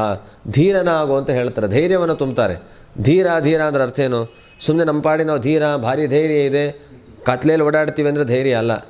ಕತ್ಲೆಯಲ್ಲಿ ಓಡಾಡೋದು ಧೈರ್ಯ ಅಲ್ವೇ ಅಲ್ಲ. ಅದು ಮತ್ತೇನು ಧೈರ್ಯ ಅಂತಂದರೆ ಈ ದೇಹದ ಪರಿಸ್ಥಿತಿಯನ್ನು ಅರ್ಥ ಮಾಡಿಕೊಂಡು ಸಂಸಾರದ ಬಂಧನವನ್ನು ಬಿಡಿಸಿಕೊಂಡು ಅಭಿಮಾನವನ್ನು ತ್ಯಾಗ ಮಾಡಿ ಯಾರಿಗೂ ಕಾಣದಂತೆ ವನಾದಿಗಳಲ್ಲಿ ದೇಶದೊಳಗಿದ್ದರೂ ಕೂಡ ನಮ್ಮ ಪರಿಚಯ ಮತ್ತೊಬ್ಬರಿಗೆ ಸಿಗದಂತೆ ಓಡಾಡ್ತಾ ಈ ದೇಹವನ್ನು ಯಾರು ಬಿಡ್ತಾರೋ ಅವನು ಧೀರ. ಅಭಿಮಾನವನ್ನು ಕಳೆದುಕೊಳ್ಳೋದು ಧೈರ್ಯ. ಅಭಿಮಾನವನ್ನು ಇಟ್ಕೊಂಡು ರಾತ್ರಿ ಓಡಾಡ್ತೀನಿ ಅಂತ ಏನು ಧೈರ್ಯ ಬಂತು? ಸುಮ್ಮನೆ ಧೈರ್ಯ ಅಂತ ಅಂದ್ಕೊಳ್ಬೇಕಷ್ಟೇ ಅದನ್ನು. ಯಾಕಂದರೆ ತಾತ್ಪರ್ಯ ಕತ್ತಲಲ್ಲಿ ಓಡಾಡಬಹುದು, ಸಿಂಹಗಳ ಮಧ್ಯೆ ಓಡಾಡಬಹುದು, ಆದರೆ ಅಭಿಮಾನ ತ್ಯಾಗ ಮಾಡೋದು ಬಹಳ ಕಷ್ಟ. ಹಾಗಾಗಿ ಆ ರೀತಿಯಾದ ಧೀರನು ನೀನಾಗು ಅಂತ ಹೇಳ್ತಾರೆ. ಈತಲ್ಲಿ ಹೇಳಿದಾಗ ಯಸ್ವತಃ ಪರತೋ ವೇಹ ಜಾತ ನಿರ್ವೇದ ಆತ್ಮವಾನ್ ಹೃದಯ ಕೃತ್ವ ಹರಿಂ ಗೇಹಾತ್ ಪ್ರವ್ರಜೇತ್ ಸ ನರೋತ್ತಮಃ. ಯಾರು ತನ್ನಿಂದ ಅಥವಾ ಪರರಿಂದಲೋ, ಕೆಲವರಿಗೆ ಸಹಜವಾಗಿ ತಮಗೆ ವೈರಾಗ್ಯ ಬಂದುಬಿಡುತ್ತೆ, ಯಾರ ಪ್ರೇರಣೆಯೂ ಬೇಕಾಗೋದಿಲ್ಲ. ಆದರೆ ಹೆಚ್ಚಿನ ಸಂದರ್ಭದಲ್ಲಿ ಇನ್ನೊಬ್ಬರಿಂದಲೇ ವೈರಾಗ್ಯ ಬರಬೇಕಾಗತ್ತೆ. ಕೆಲವು ಸ್ವಭಾವತಃ ಜಡಭರತರಿದ್ದರು, ಸ್ವಭಾವತಃ ವೈರಾಗ್ಯ ಸಂಪನ್ನರು, ಅವ್ರಿಗೆ ಯಾರೂ ಹೇಳಬೇಕಾಗಿಲ್ಲ. ಆದರೆ ಕೆಲವರಿಗೆ ಬೇರೆಯವರಿಂದ ವೈರಾಗ್ಯ ಬರುವ ನಿಮಿತ್ತವನ್ನು ಮಾಡ್ತಾನೆ ಪರಮಾತ್ಮ. ಏನೇ ಆಗಲಿ ಒಟ್ಟು ವೈರಾಗ್ಯ ಬರಬೇಕು, ಬಂದ ವೈರಾಗ್ಯ ದೃಢವಾಗಿ ನಿಲ್ಲಬೇಕು. ಪುರಂದರದಾಸರಿಗೆ ಹೇಗೆ ಬಂತು ವೈರಾಗ್ಯ? ಹೆಂಡತಿಯು ನಿಮಿತ್ತದಿಂದ ವೈರಾಗ್ಯ ಬಂತು. ಹಾಗೆ ಸ್ವತಃ ಪರತೋವೇಹ ಜಾತ ನಿರ್ವೇದ ಆತ್ಮವಾನ್, ತನ್ನ ಮನಸ್ಸನ್ನು ತನ್ನ ನಿಗ್ರಹದಲ್ಲಿಟ್ಟುಕೊಂಡು ಮನಸ್ಸಿನಲ್ಲಿ ಪರಮಾತ್ಮನನ್ನು ಚಿಂತನೆ ಮಾಡ್ತಾ ಯಾರು ಮನೆಯನ್ನು ಬಿಟ್ಟು ಹೊರಡುತ್ತಾರೋ ಅವರೇ ನಿಜವಾದ ಶ್ರೇಷ್ಠ ನರೋತ್ತಮರು. ಈ ರೀತಿಯಾಗಿ ವಿದುರರು ಉಪದೇಶವನ್ನು ಮಾಡಿದಾಗ ಆಗ ಧೃತರಾಷ್ಟ್ರನಿಗೆ ಅದೆಲ್ಲ ಮನಸ್ಸಿಗೆ ನಾಡ್ತಂತೆ. ಯಾಕೆ ಎಲ್ಲ ಜೀವನ ಅನುಭವಿಸಬೇಕು, ಸುಮ್ಮನೆ ಹೇಳಿದರೆ ಅದು ಅನುಭವಕ್ಕೆ ಬರೋದಿಲ್ಲ. ಟೀಕಾಕೃತ್ಪಾದರು ಇದನ್ನೇ ಹೇಳಿದ್ದು, ವಿವಿಧ ಸಾಂಸಾರಿಕ ದುಃಖ ದರ್ಶನೇನ ವಿರಕ್ತಸ್ಯ. ವಿಧ ವಿಧವಾದ ಸಾಂಸಾರಿಕ ದುಃಖಗಳನ್ನು ಅನುಭವಿಸಿದಾಗ ಮಾತ್ರ ವೈರಾಗ್ಯ ಬರುತ್ತೆ. ಸುಮ್ಮನೆ ಉಪದೇಶ ಕೇಳಿದರೆ ವೈರಾಗ್ಯ ಬರೋದಿಲ್ಲ. ಅನ್ನಿಸ್ಬೇಕದು, ಹೌದು, ಯಾವ ಬಂಧು ಬಾಂಧವರು ನಮ್ಮ ಜೊತೆಗೆ ಇರೋದಿಲ್ಲ, ನಮ್ಮ ದೇಹ ನಾವು ಹೇಳಿದ ಮಾತನ್ನು ಕೇಳೋದಿಲ್ಲ, ಈ ಭೂಮಿ ಸಂಪತ್ತು ಯಾವುದು ನಮ್ಮ ಜೊತೆಗೆ ಬರೋದಿಲ್ಲ ಅಂತ ಅನಿಸಿದಾಗಲೇ ಹಾಗಾದ್ರೆ ಇದು ಯಾವುದು ಬೇಡ ಅಂತ ಅನಿಸುತ್ತೆ. ನಮ್ಮ ಜೊತೆಗೆ ಇರೋದನ್ನು ಮಾತ್ರ ಹಿಡಿದುಕೊಳ್ಳೋಣ ಅಂತ ನಮ್ಮ ಭಾವನೆ ಬರುತ್ತೆ. ಹೀಗೆ ಪ್ರಜ್ಞಾಚಕ್ಷು ಧೃತರಾಷ್ಟ್ರನು ಕೂಡ ಉತ್ತಮವಾದ ಸಾಧಕನೇ, ಅಸತ್ ಸಂಪರ್ಕದಿಂದಾಗಿ ಆ ರೀತಿಯಾದ ಪ್ರವೃತ್ತಿ ಇತ್ತು. ಆಯಿತು ಅಂತ ಹೇಳಿ ಎಲ್ಲ ಅಭಿಮಾನವನ್ನು ಬಿಟ್ಟಿದ್ದಾನೆ, ಹೊರಡುವ ಸಂಕಲ್ಪವನ್ನು ಮಾಡಿದ್ದಾನೆ. ಧೃತರಾಷ್ಟ್ರ ಅಲ್ಲಿಂದ ಹೊರಟು ಬಿಟ್ಟಿದ್ದಾನೆ. ಹಿಮಾಲಯವನ್ನು ಕುರಿತು ಹೊರಟಾಗ ಪತಿಂ ಪ್ರಯಾಂತಂ ಸುಬಲಸ್ಯ ಪುತ್ರಿ ಪತಿವ್ರತ ಚಾನು ಜಗಾಮ ಸಾಧ್ವಿ. ಆ ಧೃತರಾಷ್ಟ್ರನ ಹೆಂಡತಿಯಾದಂತಹ ಗಾಂಧಾರಿ ಒಳ್ಳೆಯ ಸಾತ್ವಿಕ ಶಿರೋಮಣಿ, ಮಹಾಪತಿವ್ರತೆ, ತಾನೂ ಕೂಡ ಗಂಡನ ಜೊತೆ ಹೊರಟಿದ್ದಾಳೆ. ಅಲ್ಲಿ ಹಿಮಾಲಯದಲ್ಲಿ ಅವರ ಸಾಧನೆಯನ್ನು ಮಾಡಲಿಕ್ಕೆ ಕೊನೆಯ ಹಂತದ ಸಾಧನೆಗಳನ್ನು ಮಾಡಲಿಕ್ಕೆ ಪ್ರಾರಂಭ ಮಾಡಿದ್ದಾರೆ. ಈ ಸಂದರ್ಭದಲ್ಲಿ ಪ್ರತಿನಿತ್ಯ ಬೆಳಿಗ್ಗೆ ಧರ್ಮರಾಜ ತಾನು ಎನ್ನುತ್ತಾರೆ ಉಪಾಸನಾದಿಗಳನ್ನು ಮುಗಿಸಿಕೊಂಡು ಬಂದು ಧೃತರಾಷ್ಟ್ರನಿಗೆ ಗಾಂಧಾರಿಗೆ ನಮಸ್ಕಾರವನ್ನು ಮಾಡಬೇಕು. ಮಾಡಲಿಕ್ಕೆ ಬಂದಾಗ ಆವತ್ತು ಗೃಹಾನ್ ಪ್ರವಿಷ್ಟೋ ಗುರುವಂದನಾಯ, ಇದೆಲ್ಲ ಒಂದೊಂದು ಎಷ್ಟು ವಿವರಣೆ ಕೊಟ್ಟರೂ ಕಮ್ಮಿ ಅಂತ ಅನಿಸುತ್ತೆ. ಎಷ್ಟು ವಿಚಾರ ಇದೆ ಇದರಲ್ಲೆಲ್ಲ. ಒಂದೊಂದು ಶ್ಲೋಕದಲ್ಲೂ ಕೂಡ ಅಜಾತಶತ್ರು ಕೃತಮೈತ್ರ ಹುತಾಗ್ನಿ ವಿಪ್ರಾನ್ನತ್ವ ತಿಲಗೋ ವಸ್ತ್ರ ರುಗ್ಮೈ ಗೃಹಾನ್ ಪ್ರವಿಷ್ಟ. ಒಂದೊಂದು ಶಬ್ದಗಳು ಕೂಡ ತುಂಬ ಆದರ್ಶ. ಯಾರನ್ನೂ ಶತ್ರುವನ್ನು ಕಾಣ್ತಾ ಇರಲಿಲ್ಲ ಧರ್ಮರಾಜರು, ಎಲ್ಲರ ಮೇಲೆ ಪ್ರೀತಿಯನ್ನು ಮಾಡ್ತಾಯಿದ್ರು. ಅಗ್ನಿಕಾರ್ಯಾದಿಗಳನ್ನು ಮುಗಿಸಿಕೊಂಡಿದ್ದರು. ಎಲ್ಲ ಬ್ರಾಹ್ಮಣರಿಗೆ ನಮಸ್ಕಾರ ಮಾಡಿ, ಹೇಗೆ ತಿಲ ಗೋ ವಸ್ತ್ರ ರುಗ್ಮೈಹಿ, ಅವರಿಗೆ ಬೇಕಾದಂತಹ ಯಜ್ಞೋಪಯೋಗಿಯಾದ ವಸ್ತುಗಳು, ಹಸುಗಳು, ವಸ್ತ್ರ, ಬಂಗಾರ ಎಲ್ಲವನ್ನು ಕೊಟ್ಟು ಗೃಹಾನ್ ಪ್ರವಿಷ್ಟ, ತಮ್ಮ ತಂದೆಯ ಮನೆಗೆ ಬರ್ತಾಯಿದ್ರು. ಯಾಕೆ ಬರ್ತಾಯಿದ್ರು? ಏನು ಹರಟೆ ಹೊಡಿಲಿಕ್ಕಲ್ಲ, ಗುರುವಂದನಾಯ, ತಂದೆ ತಾಯಿಗಳಿಗೆ ನಮಸ್ಕಾರ ಮಾಡಬೇಕು ಅನ್ನೋದಕ್ಕೋಸ್ಕರನೇ ಬರ್ತಾಯಿದ್ರಂತೆ. ಬಂದಾಗ ನಾಪಶ್ಯತ್ ಪಿತರವು ಸೌಬಲಿಂಚ, ಅಲ್ಲಿ ವಿದುರರನ್ನು ನೋಡಲಿಲ್ಲ, ಧೃತರಾಷ್ಟ್ರನನ್ನು ನೋಡಲಿಲ್ಲ, ಹಾಗೆ ಗಾಂಧಾರಿಯನ್ನು ಕೂಡ ಕಾಣಲಿಲ್ಲ. ತುಂಬ ಆತಂಕ ಆಯಿತು. ಎಲ್ಲಿ ಹೋದರು? ತಮ್ಮ ದುಃಖಪಟ್ಟು ನಾವೇನಾರು ಅಪಚಾರ ಮಾಡಿದ್ವೇನೋ, ಈ ಅಪಚಾರದಿಂದ ದುಃಖಪಟ್ಟು ಗಂಗಾ ನದಿಯಲ್ಲಿ ಪ್ರಾಣತ್ಯಾಗವನ್ನು ಮಾಡಲಿಕ್ಕೆ ಹೋಗಿದ್ದಾರೆ, ಹಾಗೆ ಹೀಗೆ ಎಂದು ತುಂಬ ದುಃಖ ಪಡ್ತಾ ಇದ್ದಾರೆ, ಕಣ್ಣೀರು ಹಾಕ್ತಾ ಇದ್ದಾರೆ. ಆಗ ಅಲ್ಲಿ ಸಂಜಯರಿದ್ದರು. ಆ ಸಂಜಯರಿಗೆ ಏನು ಮಾತನಾಡಬೇಕು ಅಂತ ಗೊತ್ತಾಗ್ತಾ ಇಲ್ಲ. ಧರ್ಮರಾಜನ ಮೇಲೆ ಅವನ ಭಾವುಕತನೆಯನ್ನು ಅರ್ಥ ಮಾಡ್ಕೊಳ್ಳಿಕ್ಕಾಗ್ತಾಯಿಲ್ಲ. ಕೇಳದೆ ಹೊರಟೋಗಿದ್ದಾರೆ, ಏನು ಹೇಳಬೇಕು? ಆಗ ಸಂಜಯ್ ಹೇಳ್ತಾರಂತೆ, ಅಹಂಚ ವಂಸಿತೋ ರಾಜನ್ ಪಿತ್ರೋರ್ವಹ ಕುಲನಂದನ ನವೇದ ಸಾಧ್ವ್ಯ ಗಂಧಾರ್ಯ ಮುಷಿತೋಸ್ಮಿ ಮಹಾತ್ಮಭಿಹಿ. ನಾನೂ ಕೂಡ ಮೋಸ ಹೋಗಿದ್ದೇನೆ, ಎಲ್ಲಿ ಹೋದ್ರೆ ಏನು ಮಾಡಿದ್ದು ನನಗೂ ಗೊತ್ತಾಗಿಲ್ಲ, ಗಾಂಧಾರಿಯೂ ಕೂಡ ನನಗೆ ಹೇಳಲಿಲ್ಲ, ಧೃತರಾಷ್ಟ್ರನೂ ಹೇಳಲಿಲ್ಲ, ಏನಾಯಿತು ನನಗೆ ಗೊತ್ತಾಗಿಲ್ಲ ಅಂತ ಅವರು ಕೂಡ ಹೇಳಿದ್ದಾರೆ. ಆಗ ಸೂತ ಪುರಾಣಿಕರು ಹೇಳ್ತಾ ಇದ್ರು, ಈ ಸಂದರ್ಭದಲ್ಲಿ ನಾರದರು ಬರ್ತಾರಂತಲ್ಲಿಗೆ, ತುಂಬೂರರ ಜೊತೆಗೆ ನಾರದರು ಬರ್ತಾರೆ. ಬಂದಾಗ ತುಂಬ ದುಃಖದಲ್ಲಿದ್ದಾನೆ ಧರ್ಮರಾಜ. ಆಗಲೂ ಕೂಡ ಅವರಿಗೆ ಗೌರವವನ್ನು ಮಾಡಿ ಆಸನವನ್ನು ಕೊಟ್ಟು ಉಪಚಾರವನ್ನು ಮಾಡಿ ಮಾತನಾಡ್ತಾನಂತೆ. ನಾಹಂ ವೇದ ಗತಿಂ ಪಿತ್ರೋಹೋ ಭಗವನ್ ಕ್ವ ಗತಾವಿತಃ ಕರ್ಣಧಾರ ಇವಾಪಾರೆ ಸೀದತಾಂ ಪಾರದರ್ಶನೈಹಿ. ಸಮುದ್ರದಲ್ಲಿ ಹುಡುಕ್ಲಿಕ್ಕೆ ಸಾಧ್ಯ ಇಲ್ಲ ಒಂದು ವಸ್ತು ಏನಾದ್ರು ಒಳಗೆ ಬಿದ್ದರೆ.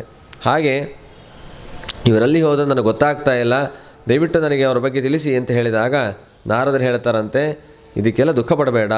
ಮಾ ಕಶ್ಚನ ಶುಚೋರಾಜನ್ ಯದೀಶ್ವರ ವಶಂ ಜಗತ್ ಸಸಂಯುನಕ್ತಿ ಭೂತಾನಿ ಸಯೇವ ವ್ಯೂನಕ್ತಿ ಚ. ಎಂಥ ಒಳ್ಳೆಯ ಮಾತುಗಳು. ನೀವು ದುಃಖ ಪಡಬೇಡ, ದುಃಖ ಪಡಲಿಕ್ಕೆ ಯಾವ ಕಾರಣವೂ ಇಲ್ಲಿಲ್ಲ. ಈ ಜಗತ್ತು ಈಶ್ವರವಶವಾದ ಈ ಜಗತ್ತು, ಆ ದೇವರೇ ಕೆಲವೊಮ್ಮೆ ಎಲ್ಲರನ್ನ ಒಟ್ಟಿಗೆ ಸೇರಿಸ್ತಾನೆ, ಕೆಲವೊಮ್ಮೆ ದೇವರೇ ಬಿಡಿಸ್ತಾನೆ. ಸಂಯುನಕ್ತಿ ಭೂತಾನಿ ಸಯೈವ ವ್ಯೂನಕ್ತಿ ಚ. ಯಥಾಗಾವೋ ನಸಿಪ್ರೋತ ತಂತ್ಯಾಂ ಬದ್ಧ ಸ್ವಧಾಮಭಿ ವಾಕ್ತಂತ್ಯಾಂ ನಾಮಭಿರ್ಬದ್ಧ ವಹಂತಿ ಬಲಿಮೀಶಿತು. ಯಥಾ ಕ್ರೀಡೋಪಸ್ಕರಾಣಾಂ ಸಂಯೋಗ ವಿಗಮಾವಿಹ ಇಚ್ಛೆಯ ಕ್ರೀಡಿತು ಸ್ಯಾತಾಂ ತಥೇವೇಶೇಚ್ಛೆಯ ನೃಣಾಂ. ಇದೆಲ್ಲ ಭಗವಂತನ ಆಟ. ಒಂದು ಮಗು ಕ್ರೀಡಾ ವಸ್ತುಗಳನ್ನು ಸೇರಿಸತ್ತೆ ಮತ್ತು ಮುರಿದು ಹಾಕತ್ತೆ. ಹಾಗೆ ಈ ಸಂಬಂಧಗಳನ್ನು ಪರಮಾತ್ಮ ಜೋಡಿಸ್ತಾನೆ, ದೂರ ಮಾಡುತ್ತಾನೆ. ದುಃಖ ಪಡಬೇಡ. ನೀನೇನು ಎನ್ಮನ್ಯಸೆ ಧ್ರುವಂ ಲೋಕಂ ಅಧ್ರುವಂಚ ಅಥವೋ ಭಯಂ ಸರ್ವಥಾ ನಹಿ ಶೋಚ್ಯಾಸ್ತೆ ಸ್ನೇಹಾದನ್ಯತ್ರ ಮೋಹಜಾತ್. ಆದ್ದರಿಂದ ಹೀಗೆಲ್ಲ ಅನೇಕ ಮಾತುಗಳನ್ನು ಹೇಳಿ ನಾವೆಲ್ಲರೂ ಕೂಡ ಭಗವಂತನ ವಶದಲ್ಲಿರುವಂಥವರು. ಕಾಲಕರ್ಮ ಗುಣಾಧೀನ ದೇಹೋಯಂ ಪಾಂಚಭೌತಿಕ ಕಥಮನ್ಯಾಸ್ತು ಗೋಪಾಯೇತ್ ಸರ್ಪಗ್ರಸ್ತೋ ಯಥಾಪರಂ. ಈ ದೇಹವನ್ನು ಯಾರು ಎಷ್ಟು ದಿವಸ ಅಂತ ಹಿಡಿದಿಡಲಿಕ್ಕೆ ಸಾಧ್ಯ? ಯಾಕೆಂದರೆ ಇದಕ್ಕೆ ರೋಗಗಳಿದೆ, ಮುಪ್ಪಿದೆ. ಇದಕ್ಕೊಂದು ನಿಯಮವೇ ಇದೆ, ಕಾಲಕರ್ಮ ಗುಣಾಧೀನ.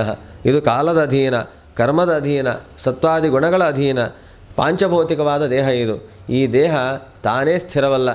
ಇನ್ನು ಬೇರೆಯವರನ್ನು ಹೇಗೆ ಸುಸ್ಥಿರವಾಗಿ ರಕ್ಷಣೆ ಮಾಡಲಿಕ್ಕೆ ಸಾಧ್ಯ? ಯಾಕೆ ಅಂದರೆ ಒಂದು ದೃಷ್ಟಾಂತ ಕೊಡ್ತಾರೆ, ಸರ್ಪಗ್ರಸ್ತೋ ಯಥಾಪರಂ. ಹಾವಿನ ವಿಷಕ್ಕೋ ಅಥವಾ ಅದರ ಭಯಕ್ಕೋ ಒಳಗಾದಂತಹ ವ್ಯಕ್ತಿ ಮತ್ತೊಬ್ಬರನ್ನು ರಕ್ಷಣೆ ಮಾಡಲಿಕ್ಕೆ ಹೇಗೆ ಸಾಧ್ಯ? ಎದುರಿಗೆ ಒಂದು ಹಾವು ಸರ್ಪ ಹೆಡೆ ಬಿಚ್ಚಿ ಕೂಳ್ತು ಅಂತಂದರೆ ಆ ಕಡೆ ಹೋಗಲಿಕ್ಕೆ ಸಾಧ್ಯ ಇಲ್ಲ. ಯಾರಿಗೂ ಕಚ್ಚಿಬಿಟ್ರಂತೆ ಮುಗದೇ ಹೋಯಿತು, ಇನ್ನೊಬ್ಬರನ್ನೇನು ಮಾಡಲಿಕ್ಕೆ ಸಾಧ್ಯ ಇಲ್ಲ. ತಾನೇ ಸಮಸ್ಯೆಗೆ ಒಳಗಾದವನು ಮತ್ತೊಬ್ಬರನ್ನು ಹೇಗೆ ಸಮಸ್ಯೆಯಿಂದ ಪರಿಹಾರ ಮಾಡಲಿಕ್ಕೆ ಸಾಧ್ಯ? ಹಾಗೆ ಈ ದೇಹ ಯಾರನ್ನೂ ರಕ್ಷಣೆ ಮಾಡೋದಿಲ್ಲ. ಅದರ ತಾತ್ಪರ್ಯ ದೇಹ ಸ್ಥಿರವಲ್ಲ, ನೀರಿನ ಮೇಲಿನ ಗುಳ್ಳೆಯಂತೆ ತಕ್ಷಣದಲ್ಲಿ ನಾಶವಾಗುವಂತಹದ್ದು. ಅಹಸ್ತಾನಿ, ತುಂಬ ಒಳ್ಳೆಯ ಮಾತನ್ನು ಹೇಳ್ತಾರೆ ಈ ಜೀವನದ ಒಂದು ಪರಿಸ್ಥಿತಿಯನ್ನು ಅರ್ಥ ಮಾಡಿಕೊಂಡು. ಅಹಸ್ತಾನಿ ಸಹಸ್ತಾನಾಂ ಅಪದೋ ದ್ವಿಚತುಷ್ಪದಾಂ ಅಣೂನಿತಾತ ಮಹತಾಂ ಜೀವೋ ಜೀವಸ್ಯ ಜೀವನಂ. ಈ ಜಗತ್ತು ಹೇಗಿದೆ ಅಂತಂದರೆ ಒಂದು ಜೀವ ಮತ್ತೊಂದು ಜೀವಕ್ಕೆ ಜೀವನ. ಅಹಸ್ತಾನಿ ಸಹಸ್ತಾನಾಂ, ಕೈ ಇರುವ ಪ್ರಾಣಿಗಳಿಗೆ ಕೈ ಇಲ್ಲದೇ ಇರುವ ಜಂತುಗಳೇ ಆಹಾರ ಅಂತೆ.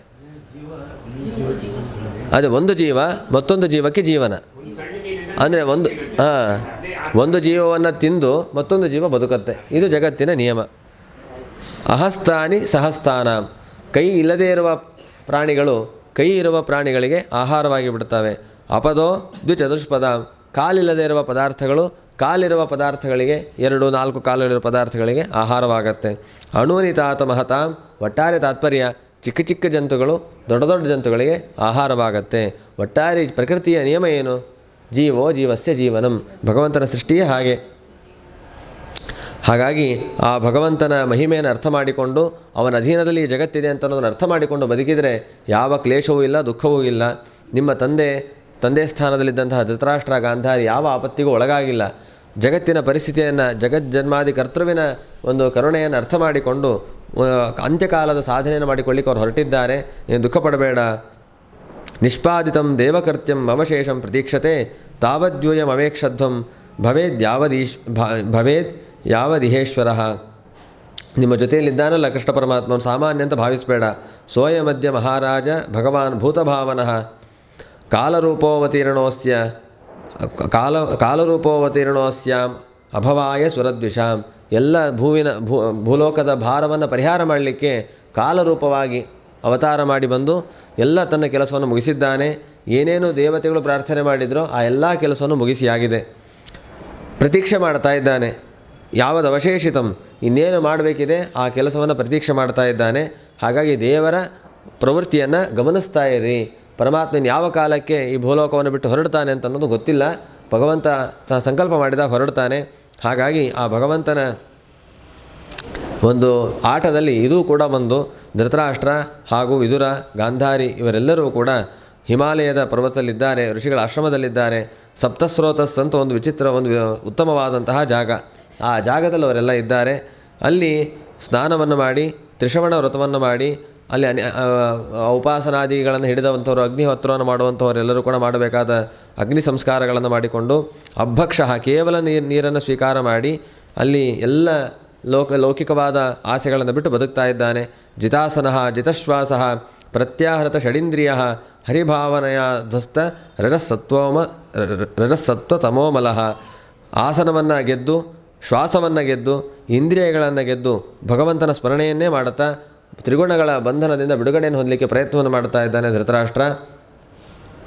ಇವತ್ತಿನಿಂದ 5 ದಿನಕ್ಕೆ ಸವಾ ಅದ್ಯತನಾದ್ ರಾಜ ಪರತಃ ಪಂಚಮೇಹನಿ ಕಲೇವರಂ ಹಾಸ್ಯತಿಹ ತಚ್ಚ ಭಸ್ಮೀ ಭವಿಷ್ಯತಿ. ಇಲ್ಲಿಂದ ಸರಿಯಾಗಿ 5 ದಿನಕ್ಕೆ ಆ ಧೃತರಾಷ್ಟ್ರನು ತನ್ನ ದೇಹತ್ಯಾಗವನ್ನು ಮಾಡ್ತಾನೆ. ಆ ದೇಹತ್ಯಾಗವನ್ನು ಮಾಡಿದಾಗ ಆ ದೇಹವು ತಾನೇ ಸುಟ್ಟು ಹೋಗುತ್ತೆ. ಯಾರು ಸಂಸ್ಕಾರ ಮಾಡಬೇಕಾದ ಅವಶ್ಯಕತೆ ಇಲ್ಲ. ತಚ್ಚ ಭಸ್ಮೀ ಭವಿಷ್ಯತಿ. ಯಾಕೆಂದರೆ ಆ ಯೋಗದಿಂದ ದೇಹತ್ಯಾಗವನ್ನು ಮಾಡಿದಾಗ ಆಗುವಂತಹ ಒಂದು ಸಾಮರ್ಥ್ಯ, ಅದು ವಿಲಕ್ಷಣವಾದ ಸಾಮರ್ಥ್ಯ. ಅದೇ ರೀತಿ ದಹ್ಯಮಾನೇ ಅಗ್ನಿಭಿರ್ದೇಹೆ ಪತ್ಯು ಪತ್ನಿ ಸಹೋಟಜೆ. ಆ ಗಾಂಧಾರಿಯು ಕೂಡ ಆ ದೇಹದ ಭಸ್ಮವಾಗಬೇಕಾದ್ರೆ ಅದು ಸುಡುವಾಗ ಅಗ್ನಿಯಲ್ಲೇ ತಾನು ಪ್ರವೇಶವನ್ನು ಮಾಡ್ತಾಳೆ. ಇದನ್ನೆಲ್ಲ ನೋಡ್ತಾ ಇರ್ತಾನಂತೆ ವಿದುರ. ಒಂದು ಕಡೆ ಭಾವನೆ, ಒಂದು ಕಡೆ ಕರ್ತವ್ಯ, ಎರಡನ್ನು ನೋಡ್ತಾ ಇರುವಾಗ ಆಶ್ಚರ್ಯವಾಗತ್ತೆ. ಅವರ ಇದ್ದ ಪರಿಸ್ಥಿತಿ, ಈಗಿದ್ದ ಸ್ಥಿತಿ ಎಲ್ಲವನ್ನು ನೋಡಿ ಆಶ್ಚರ್ಯಚಕಿತನಾಗಿ ಸುಖ ಹರ್ಷ ಶೋಕ ಯುತಃ, ತುಂಬ ಸುಂದರವಾದಂತಹ ಪ್ರಸಂಗಗಳು. ದುಃಖವೂ ಆಗ್ತಾ ಇದೆ, ಸಂತೋಷವೂ ಆಗ್ತಾ ಇದೆ. ದುಃಖ ಯಾಕೆ? ನಮ್ಮ ಅಣ್ಣ ಅತ್ತಿಗೆ ದೇಹತ್ಯಾಗ ಮಾಡಿದ್ರು ದುಃಖವಾಗ್ತಾ ಇದ್ದರೆ ಅಂತೂ ಕೊನೆ ಕಾಲಲಾದರೂ ಅವರು ಭಗವಂತನ ಸ್ಮರಣೆಯಿಂದ ಯೋಗಶಕ್ತಿಯನ್ನು ಸಂಪಾದನೆ ಮಾಡಿ ಸಾರ್ಥಕವಾಗಿ ದೇಹತ್ಯಾಗ ಮಾಡಿದಿರಲ್ಲ ಅಂತಲೂ ಸಂತೋಷವೂ ಉಂಟಾಗ್ತಾ ಇದೆ. ಹರ್ಷಶೋಕಯುತಃ ತಸ್ಮಾತ್ ಗಂತ ತೀರ್ಥ ನಿಷೇವಕಃ. ಕೊನೆಗೆ ಮತ್ತೆ ತೀರ್ಥ ಸೇವನೆಯನ್ನು ಮಾಡ್ತಾ ವಿದುರರು ಹೊರಟಿದ್ದಾರೆ. ಇಷ್ಟನ್ನು ಹೊರಡ್ತಾರೆ ಅಂತ ನಾರದರು ಹೇಳಿ ಅಲ್ಲಿಂದ ಹೊರಡ್ತಾರೆ. ಹೀಗೆ ನಾರದರು ಹೊರಟ ಮೇಲೆ ಧರ್ಮರಾಜ ತಾನು ಮತ್ತೆ ರಾಜ್ಯ ಪರಿಪಾಲನೆ ಮಾಡ್ತಾ ಇದ್ದ. ಆದರೆ ಅರ್ಜುನ ಹಿಂದೆ ಹೋಗಿದ್ದ ಅಂತ ಹೇಳಿದರು. ತುಂಬ ದಿವಸ ಆದಮೇಲೆ ಅರ್ಜುನ ಹೋಗಿದ್ದ ಅಂತ. ಎಷ್ಟು ದಿವಸ ಆದರೂ ಬರಲೇ ಇಲ್ಲ. ಎಷ್ಟು ದಿವಸ? ವ್ಯತೀತಾಹ ಕತಿಚಿನ್ಮಾಸಾಹ ತದಾತು ಶತಶೋ ನೃಪಃ ದದರ್ಶ ಘೋರರೂಪಾಣಿ ನಿಮಿತ್ತಾನಿ ಭೃಗುದ್ವಹ. ಅನೇಕ ಮಾಸಗಳಾಯಿತು, ತಿಂಗಳಾನುಗಟ್ಟಲೆ ಆಯಿತು, ಇನ್ನೂ ಬರಲೇ ಇಲ್ಲ ಅರ್ಜುನ. ಆ ಸಂದರ್ಭದಲ್ಲಿ ನೂರಾರು ಅಪಶಕುನಗಳನ್ನು ಕಾಣ್ತಾ ಇದ್ದಾನಂತೆ ಧರ್ಮರಾಜ. ಕಾಲಸ್ಯ ಚ ಗತಿಂ ರೌದ್ರಾಂ ವಿಪರ್ಯಸ್ತಃ ತು ಧರ್ಮಿಣಃ ಪಾಪೀಯಸೀಂ ನೃಣಾಂ ವಾರ್ತಾಂ ಕ್ರೋಧ ಲೋಭಾನ್ ರತಾತ್ಮನಾಂ. ತುಂಬ ದುರ್ಗಮವಾದ ಕಾಲ ಬರ್ತಾ ಇದೆ. ಎಲ್ಲವೂ ಕೂಡ ವಿಚಿತ್ರವಾದ ನಡೀತಾ ಇದೆ. ಎಲ್ಲ ಕಡೆ ಸಿಟ್ಟಿನ ವಾರ್ತೆಗಳು, ಲೋಭದ ವಾರ್ತೆಗಳು, ಸುಳ್ಳಿನ ವಾರ್ತೆಗಳು. ಈ ಪೇಪರ್ ತೆಗೆದ್ರೆ ಅದೇ ಬರುತ್ತಲ್ಲ ಬೆಳಿಗ್ಗೆ ಸಾಯಂಕಾಲ ತನಕ. ಅಲ್ಲಿ ಮೋಸ, ಇಲ್ಲಿ ವಂಚನೆ, ಇಲ್ಲಿ ಹಗರಣ, ಅಲ್ಲಿ ಕೊಲೆ, ಇಲ್ಲಿ ಅಪಘಾತ, ಈ ಥರ ಸುದ್ದಿಗಳೇ ಬರ್ತಾ ಇದೆ. ಅಂದರೆ ತಾತ್ಪರ್ಯ ನಮಗಿದೆಲ್ಲ ಆಶ್ಚರ್ಯ ಅನಿಸೋದೇ ಇಲ್ಲ. ನಮ್ಮಲ್ಲಿ ಪ್ರತಿನಿತ್ಯದ ಗೋಳು. ಇನ್ನೊಂದು ಸುಂದರವಾದ ಮಾತು ಬರುತ್ತೆ. ಜಿಹ್ವಪ್ರಾಯಂ ವ್ಯವಹೃತಂ ಸಾಧ್ಯ ಮಿಶ್ರಂಚ ಸೌಹೃದಂ ಪಿತೃ ಮಾತೃ ಸುಹೃದ್ಭಾತೃ ದಂಪತೀನಾಂಚ ಕಲ್ಕಿತಾಂ. ಏನು ಹೇಳ್ತಾರೆ ಅಂದರೆ, ತಂದೆ ಜೊತೆ ಜಗಳ, ತಾಯಿ ಜೊತೆ ಜಗಳ, ಸ್ನೇಹಿತರ ಜೊತೆ ಜಗಳ, ಅಣ್ಣ ತಮ್ಮಂದಿರ ಜೊತೆ ಜಗಳ, ದಂಪತಿಗಳ ಜೊತೆ ಜಗಳ, ಪರಸ್ಪರವಾಗಿ ಇವರಲ್ಲಿ ಜಗಳ. ಮತ್ತೆ ಅಂದರೆ ಇದೆಲ್ಲ ದೊಡ್ಡ ವಿಷಯವೇ ಅಲ್ಲ ಅದು. ಇದನ್ನೇ ಯಾಕೆ ಹೇಳ್ತಾ ಇದ್ದಾರೆ ಅಂತ. ಯಾಕೆ ನಿತ್ಯೋತ್ಸವ ನಮಗಿದು. ಆ ಕಾಲದಲ್ಲಿ ಈ ಥರದ್ದು ಯಾವ ಪ್ರಸಂಗವೂ ಇರಲಿಲ್ಲ. ಈ ಥರದ್ದೆಲ್ಲೋ ನಡೆಯುತ್ತೆ ಅಂತಂದರೆ ಹಾಗಾದರೆ ಅದೊಂದು ಅಪಶಕುನ ಅಂತ ಭಾವಿಸ್ತಾ ಇದ್ರು. ಗಂಡ ಹೆಂಡತಿ ಜಗಳ ಅಂತಂದ್ರೆ ಅದೊಂದು ಅಪಶಕುನ, ತಂದೆ ತಾಯಿಗಳ ಜಗಳ ಅಂದರೆ ಅಪಶಕುನ, ತಂದೆ ಜೊತೆ ಜಗಳ ಅಂದರೆ ಅಪಶಕುನ. ಅಂಥ ಕಾಲವಿತ್ತು. ಈ ಥರದ್ದೆಲ್ಲ ನಡೀತಾ ಇದೆ. ನಿಮಿತ್ತಾನಿ ಅರಿಷ್ಟಾನಿ ಕಲೆ ತೊನಗತೇಂದ್ರಣ. ಕಲಿಯುಗ ಬಂದಾಗ ಹೀಗೆಲ್ಲ ಘೋರವಾದ ನಿಮಿತ್ತಗಳು ನಡೀತಾ ಇದೆ. ಯಾಕೆ ಅಂತ ಧರ್ಮರಾಜ ಯೋಚನೆ ಮಾಡ್ತಾ ಇದ್ದಾನೆ. ಆ ಭೀಮಸೇನ ದೇವರ ಜೊತೆ ಹಂಚಿಕೊಳ್ತಾನಂತೆ. ಯಾಕೆ ಹೀಗೆಲ್ಲ ನಡೀತಾ ಇದೆ? ಇನ್ನೂ ಕೂಡ ಅರ್ಜುನ ಬರಲಿಲ್ಲ. ಜೊತೆಗೆ ಅದು ಅನೇಕ ಅಪಶಕುನಗಳನ್ನು ಹೇಳ್ತಾರೆ. ಭ್ರಷ್ಟಶ್ರೀಯ ನಿರಾನಂದ ಕಿಮಕಂ ದರ್ಶಯಂತಿನಃ. ಯಾರೂ ಕೂಡ ಮುಖದಲ್ಲಿ ಉತ್ಸಾಹವನ್ನು ತೋರಿಸ್ತಾ ಇಲ್ಲ, ಸಂಪತ್ತು ಕಾಣುತ್ತಾ ಇಲ್ಲ, ಆನಂದ ಇಲ್ಲ. ಹಾಗಾಗಿ ಇವರೆಲ್ಲ ನಮಗೇನು ಅರ್ಥ ಮಾಡಿಸ್ತಾ ಇದ್ದಾರೆ? ಏನೋ ಒಂದು ವಿಲಕ್ಷಣವಾದ ಘಟನೆ ನಡೀಲಿಕ್ಕಿದೆ, ಏನಾಗಿದೆ ಅಂತ ತುಂಬ ದುಃಖವನ್ನು ಪಟ್ಟು ಧೃತರಾಷ್ಟ್ರ ಯುಧಿಷ್ಠಿರ ತಾನು ಮಾತನಾಡ್ತಾ ಇರೋ ಸಂದರ್ಭದಲ್ಲಿ ಅರ್ಜುನರು ವಾಪಸ್ ಬಂದಿದ್ದಾರೆ. ರಾಜ್ಞಃ ಪ್ರತ್ಯಾಗಮದ್ ಬ್ರಹ್ಮನ್ ಯದುಪುರಿಯಾ ಕಪಿಧ್ವಜ. ಈ ರೀತಿ ಚಿಂತನೆ ಮಾಡುವಾಗ ಅರ್ಜುನರು ಬಂದಿದ್ದಾರೆ. ಅವರ ಪರಿಸ್ಥಿತಿ ಹೇಗಿತ್ತು? ತಂಪಾದಯೋ ನಿಪತಿತಂ ಅಯಥಾಪೂರ್ವ ಮಾತುರಂ ಅಧೋವದನಂ ಅಬ್ಬಿಂದೂನ್ ಮುಂಚಂತಂ ನಯನಾಬ್ಜಯೋ ವಿಲೋಕ್ಯ ಉದ್ವಿಗ್ನ ಹೃದಯ ವಿಚ್ಛಾಯ ಮನುಜಂ ನೃಪ ಪೃಚ್ಛತಿ ಸ್ಮ ಸುರನ್ಮಧ್ಯೆ ಸಂಸ್ಮರನ್ ನಾರದೇರಿತಂ. ಆ ಬಂದು ಧರ್ಮರಾಜನ ಪಾದಕ್ಕೆ ನಮಸ್ಕಾರವನ್ನು ಮಾಡಿದ್ದಾನಂತೆ. ಬಂದು ಬಿದ್ದುಬಿಟ್ಟಿದ್ದಾನಂತೆ ಧರ್ಮರಾಜನ ಪಾದದಲ್ಲಿ. ಆ ನಮಸ್ಕಾರ ಮಾಡ್ತಾ ಇದ್ದಾರೆ. ನೋಡಿದರೆ ಹಿಂದೆ ಹೋಗುವಾಗ ಎಷ್ಟು ಉತ್ಸಾಹದಿಂದ ಹೋಗಿದ್ದ, ಆ ಉತ್ಸಾಹ ಅರ್ಜುನ ಮುಖದಲ್ಲಿ ಕಾಣ್ತಾ ಇಲ್ಲ. ತುಂಬ ದುಃಖಕ್ಕೆ ಒಳಗಾಗಿದ್ದಾನೆ. ಮುಖವನ್ನು ಕೆಳಗೆ ಹಾಕಿದ್ದಾರೆ. ಕಣ್ಣಿನಲ್ಲಿ ನೀರು ಬರ್ತಾ ಇದೆ. ಅಬ್ಬಿಂದೂನ್ ಮುಂಚತಂ ನಯನಾಬ್ಜಯೋಹೋ. ಇದನ್ನು ನೋಡಿ ಧರ್ಮರಾಜನಿಗೆ ಇನ್ನೂ ಉದ್ವೇಗ ಜಾಸ್ತಿ ಆಯಿತು, ಟೆನ್ಷನ್ ಜಾಸ್ತಿ ಆಯಿತು. ಮೊದಲೇ ಇಲ್ಲಿ ಉದ್ವೇಗಗಳನ್ನು ನೋಡ್ತಾ ಇದ್ದಾನೆ, ಅಪಶಕುನಗಳನ್ನು ನೋಡ್ತಾ ಇದ್ದಾನೆ. ಧರ್ಮರಾಜ ಅರ್ಜುನನ ಪ್ರವೃತ್ತಿ ಬೇರೆ ಈ ರೀತಿ ಇದೆ, ಏನಾಗಿದೆ ಅಂತ ಎಲ್ಲರ ಬಗ್ಗೆನೂ ಕೇಳ್ತಾ ಹೋಗ್ತಾನೆ. ಎಲ್ಲರೂ ಯದುಪುರದಲ್ಲಿ ದ್ವಾರಕಾವತಿಯಲ್ಲಿ ಯಾರ್ಯಾರಿದ್ದರೂ ಎಲ್ಲರ ಹೆಸರನ್ನು ತೆಗೆದುಕೊಂಡು ಅವ್ರು ಹೇಗಿದ್ದಾರೆ, ಇವ್ರು ಹೇಗಿದ್ದಾರೆ ಅಂತೆಲ್ಲ ಪ್ರಶ್ನೆ ಕೇಳ್ತಾನೆ. ಕೊನೆಯಲ್ಲಿ ಬಲರಾಮ ಹೇಗಿದ್ದಾನೆ, ಕೃಷ್ಣ ಪರಮಾತ್ಮ ಹೇಗಿದ್ದಾನೆ ಎಲ್ಲವನ್ನು ತಿಳಿಸು ಅಂತ. ಯತ್ಪಾದ ಶುಶ್ರೂಷಣ ಮುಖ್ಯಕರ್ಮಣ ಸತ್ಯಾದಯೋ ದ್ವೆಷ್ಟ ಸಹಸ್ರಯೋಷಿತಃ ನಿರ್ಜಿತ್ಯ ಸಂಖ್ಯೆ ತ್ರಿದಶಾಸ್ತದಾಶಿಷಃ ಹರಂತಿ ವಜ್ರಾಯುಧ ವಲ್ಲಭೋಚಿತಾಃ. ಆ ಪರಮಾತ್ಮನ ಹೆಂಡಂದಿರು ಹೇಗಿದ್ದಾರೆ, ಅವರ ಮಕ್ಕಳು ಹೇಗಿದ್ದಾರೆ, ಮೊಮ್ಮಕ್ಕಳು ಹೇಗಿದ್ದಾರೆ ಎಲ್ಲ ಪ್ರಶ್ನೆ ಕೇಳುತ್ತಾರೆ. ಅರ್ಜುನರು ಮಾತೇ ಆಡ್ತಾ ಇಲ್ಲ, ಕಣ್ಣೀರು ಹಾಕ್ತಾ ನಿಂತುಬಿಟ್ಟಿದ್ದಾರೆ ಎದುರಿಗೆ. ಕೊನೆಗೆ ಇದ್ಯಾವುದು ಅಲ್ಲ ಅಂತಂದರೆ, ಹಾಗಾದರೆ ನಿನಗೆ ಯಾರಾದರೂ ಯುದ್ಧದಲ್ಲಿ ಪರಾಜಯವನ್ನು ಉಂಟು ಮಾಡಿದ್ರ, ಯಾರಾದರೂ ಅವಮಾನವನ್ನು ಮಾಡಿದ್ರ, ಅಥವಾ ನಿನಗೆ ಯಾರಾದರೂ ಬೈಬಾರ್ದನ್ನು ಬೈದ್ರ, ಅಥವಾ ನೀನೇನಾದ್ರು ಮಾಡಬಾರ್ದನ್ನು ಮಾಡಿದ್ಯಾ ಅಂತ ಕೇಳ್ತಾರೆ. ಬ್ರಾಹ್ಮಣರಿಗೆ ಅನ್ಯಾಯ ಮಾಡಿದ್ಯಾ, ಗರ್ಭಿಣಿ ಸ್ತ್ರೀಯರಿಗೆ ಅನ್ಯಾಯ ಮಾಡಿದ್ಯಾ, ಬಾಲಕರಿಗೆ ಅನ್ಯಾಯ ಮಾಡಿದ್ಯಾ, ಏನು ಮಾಡಬಾರ್ದನ್ನು ಮಾಡಿದಿ? ಯಾಕಂದರೆ ಒಬ್ಬರು ಮುಖ ಕೆಳಗೆ ಹಾಕೋದು ಅಂತಂದರೆ ಇಂಥ ಅಪಚಾರಗಳನ್ನು ಮಾಡಿದಾಗಲೇ ಮುಖ ಕೆಳಗೆ ಹಾಕಬೇಕು, ಇಲ್ಲ ಅಂತಾರೆ ಆತಿನ ಮಾಡೋ ಅವಶ್ಯಕತೆ ಇಲ್ಲ. ಏನು ಅಂತ ಕೇಳಿದಾಗ ಯಾವುದಕ್ಕೂ ಕೊನೆಯಲ್ಲಿ ಒಂದು ಮಾತನ್ನು ಕೇಳ್ತಾರೆ. ಕಚ್ಚಿತ್ ಪ್ರೇಷ್ಠತಮೇನಾಥ ಹೃದಯೇನ ಆತ್ಮಬಂಧನ ಶೂನ್ಯೋಸಿ ರಹಿತೋ ನಿತ್ಯಂ ಮನ್ಯಸೇತೇನ್ಯಥಾ ಹಿ ಋಕ್. ನಿನ್ನ ಅತ್ಯಂತ ಪ್ರೀತಿಪಾತ್ರನಾದ ಯಾವುದೋ ಒಬ್ಬ ಸ್ನೇಹಿತ, ಆತ್ಮಸ್ನೇಹಿತ, ಆತ್ಮಬಂಧು ನಿನ್ನ ಜೊತೆಗಿಲ್ಲ ಅನ್ನುವ ದುಃಖ ನಿನ್ನಲ್ಲಿ ಕಾಣ್ತಾ ಇದೆ, ಏನಾಯಿತು ಅಂತ ಕೇಳಿದಾಗ ಅರ್ಜುನರು ಅದರ ಬಗ್ಗೆ ನಿರೂಪಣೆ ಮಾಡಲಿಕ್ಕೆ ಪ್ರಾರಂಭ ಮಾಡುತ್ತಾರೆ. ಏವಂ ಕೃಷ್ಣ ಸಖಃ ಕೃಷ್ಣ ಭ್ರಾತ್ರ ರಾಜ್ಞಾ ವಿಕಲ್ಪಿತಃ ನಾನಾ ಶಂಕಾಸ್ಪದಂ ರೂಪಂ ಕೃಷ್ಣ ವಿಶ್ಲೇಷಕರ್ಷಿತಃ ಶೋಕಾಗ್ನಿ ಶುಷ್ಯದ್ವದನ ಹೃತ್ಸರೋಜಂ ಹತಪ್ರಭಂ ವಿಭುಂ ತಮೇವಾನುಧ್ಯಾಯನ್ ನಾಶಕ್ನೋತ್ ಪ್ರತಿಭಾಷಿತುಂ. ಆ ಕೃಷ್ಣ ಪರಮಾತ್ಮನ ಸ್ನೇಹಿತನಾದಂತಹ ಅರ್ಜುನ ಈ ರೀತಿಯಾಗಿ ಅನೇಕ ರೀತಿಯ ಪ್ರಶ್ನೆಯನ್ನು ಮಾಡಿಸಿಕೊಂಡಾಗ ಅದಕ್ಕೆ ಯಾವ ರೀತಿಯ ಉತ್ತರವನ್ನು ಕೊಡಲಿಕ್ಕೂ ಆಗಲಿಲ್ಲಂತೆ. ಆ ದುಃಖ ಬೇಸರ ಎಲ್ಲೋ ಮನಸ್ಸಿನಲ್ಲಿ ತುಂಬಿಕೊಂಡು ಬಿಟ್ಟಿದೆ.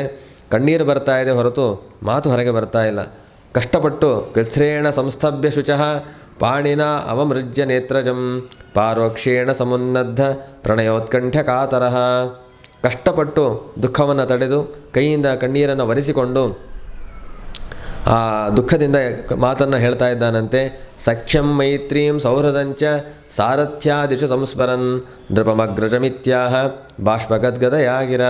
ಕ್ಷಣ ಕ್ಷಣಕ್ಕೂ ಆ ಕೃಷ್ಣ ಪರಮಾತ್ಮನ ಜೊತೆ ಮಾಡಿದಂತಹ ಸಖ್ಯ, ಆ ಮೈತ್ರಿ, ಆ ಪ್ರೀತಿ, ಸಾರಥ್ಯ ಇವುಗಳೆಲ್ಲವನ್ನು ಸ್ಮರಣೆ ಮಾಡಿಕೊಳ್ತಾ ಇದ್ದಾನೆ. ಮಾಡಿಕೊಂಡು ಮಾತನಾಡಲಿಕ್ಕೆ ಬರ್ತಾ ಇಲ್ಲ, ಕಂಠ ತುಂಬಿ ಬಂದಿದೆ. ಆದರೂ ಕಷ್ಟಪಟ್ಟು ಭೀಮಸೇನ ದೇವರು ಹಾಗೂ ಧರ್ಮರಾಜರ ಜೊತೆ ಮಾತನಾಡ್ತಾ ಇದ್ದಾನಂತೆ. ಮೊದಲು ಹೇಳುವ ಮಾತೆ ಅರ್ಜುನರು ವಂಚಿತೋಹಂ ಮಹಾರಾಜ ಹರಿಣ ಬಂಧುರೂಪಿಣ ಏನ ಮೇ ಪರತಂ ತೇಜಃ ದೇವ ವಿಸ್ಮಾಪನಂ ಮಹತ್. ಕೃಷ್ಣ ನನಗೆ ಮೋಸ ಮಾಡಿಬಿಟ್ಟ, ನನ್ನ ಸ್ನೇಹಿತ ನನಗೆ ಮೋಸ ಮಾಡಿದ. ನನ್ನ ಸ್ನೇಹಿತ ಅಂತಲಿಕ್ಕೆ ಸಾಧ್ಯ ಇಲ್ಲ, ಯಾಕೆಂದರೆ ಹರಿಣ ಬಂಧುರೂಪಿಣ, ಬಂಧುವಿನ ರೂಪದಲ್ಲಿ ಬಂದಂತಹ ಪರಮಾತ್ಮನೇ ಅವನು. ಏನ ಮೇ ಅಪರತಂ ತೇಜಃ, ದೇವತೆಗಳಿಗೂ ಆಶ್ಚರ್ಯವನ್ನುಂಟು ಮಾಡ್ತಾ ಇದ್ದಂತಹ ನನ್ನ ಸಾಮರ್ಥ್ಯ, ದೈಹಿಕ ಮಾನಸಿಕ ವಾಚನಿಕ ಸಾಮರ್ಥ್ಯಗಳು ಇವತ್ತು ಕ್ಷೀಣಿಸಿದೆ. ಯಾಕೆ ಅಂತಂದರೆ ಯಸ್ಯ ಕ್ಷಣವಿಯೋಗೇನ ಲೋಕೋ ಹ್ಯಪ್ರಿಯ ದರ್ಶನಃ ಉಕ್ಥೇನ ರಹಿತೋ ಹ್ಯೇಷಃ ಮೃತಕಃ ಪ್ರೋಚ್ಯತೆ ಯಥ. ಒಂದು ಕ್ಷಣ ಆ ಭಗವಂತನ ಸಂಪರ್ಕ ಇಲ್ಲ ಅಂತಂದರೂ ಕೂಡ ಈ ಜಗತ್ತು ಅಪ್ರಿಯವನ್ನು ಕಂಡುಬಿಡುತ್ತೆ. ಅಂಥದ್ದು ಆ ಭಗವಂತ ಇಲ್ಲದೇ ಇರಬೇಕಾದ್ರೆ ಒಬ್ಬ ಮೃತ ವ್ಯಕ್ತಿ ಮಾತನಾಡಲಿಕ್ಕೆ ಸಾಧ್ಯವ? ಹಾಗೆ ನಾನು ಮಾತನಾಡಲಿಕ್ಕೆ ಸಾಧ್ಯವಾಗ್ತಾ ಇಲ್ಲ ಅಂತ ಹೇಳಿ ಆ ಕೃಷ್ಣ ಪರಮಾತ್ಮನ ಒಂದು ಸಂಬಂಧದ ಸ್ಮರಣೆಯನ್ನು ಮಾಡ್ತಾರೆ. ಯತ್ಸಂಶ್ರಯ ದೃಪದಗೇಹ ಉಪಾಗತಾನಾಂ ರಾಜ್ಞಾಂ ಸ್ವಯಂವರ ಮುಖೇ ಸ್ಮರ ದುರ್ಮದಾನಾಂ ತೇಜೋಹೃತಂ ಖಲು ಮಯ ವಿಹಿತಶ್ಚ ಮತ್ಸ್ಯಃ ಸಜ್ಜೀಕೃತೇನ ಧನುಷಾಧಿಗತಾ ಚ ಕೃಷ್ಣ. ಯಾವ ಕೃಷ್ಣ ಪರಮಾತ್ಮನ ಒಂದು ಆಶ್ರಯವನ್ನು ನಾವು ಆಶ್ರಯಿಸಿ, ಪಾದವನ್ನು ಆಶ್ರಯಿಸಿ ಆ ದೃಪದರಾಜನ ಆಸ್ಥಾನದಲ್ಲಿ ಸ್ವಯಂವರದಲ್ಲಿ ಎಲ್ಲ ಕಾಮ ದುರ್ಮದರು, ಆ ದುರಹಂಕಾರಿಗಳು ಅಂತ ಅನೇಕ ಕ್ಷತ್ರಿಯರನ್ನು ಸೋಲಿಸಿ ಅವರ ತೇಜಸ್ಸನ್ನು ಅಪಹರಣ ಮಾಡಿ ಆ ಮತ್ಸ್ಯವನ್ನು ಭೇದಿಸಿ ದ್ರೌಪದಿಯನ್ನು ಪಡೆದುಕೊಂಡೆ. ಆ ಕೃಷ್ಣ ಪರಮಾತ್ಮ ಇವತ್ತು ನಮ್ಮನ್ನು ದೂರ ಮಾಡಿದ್ದಾನೆ.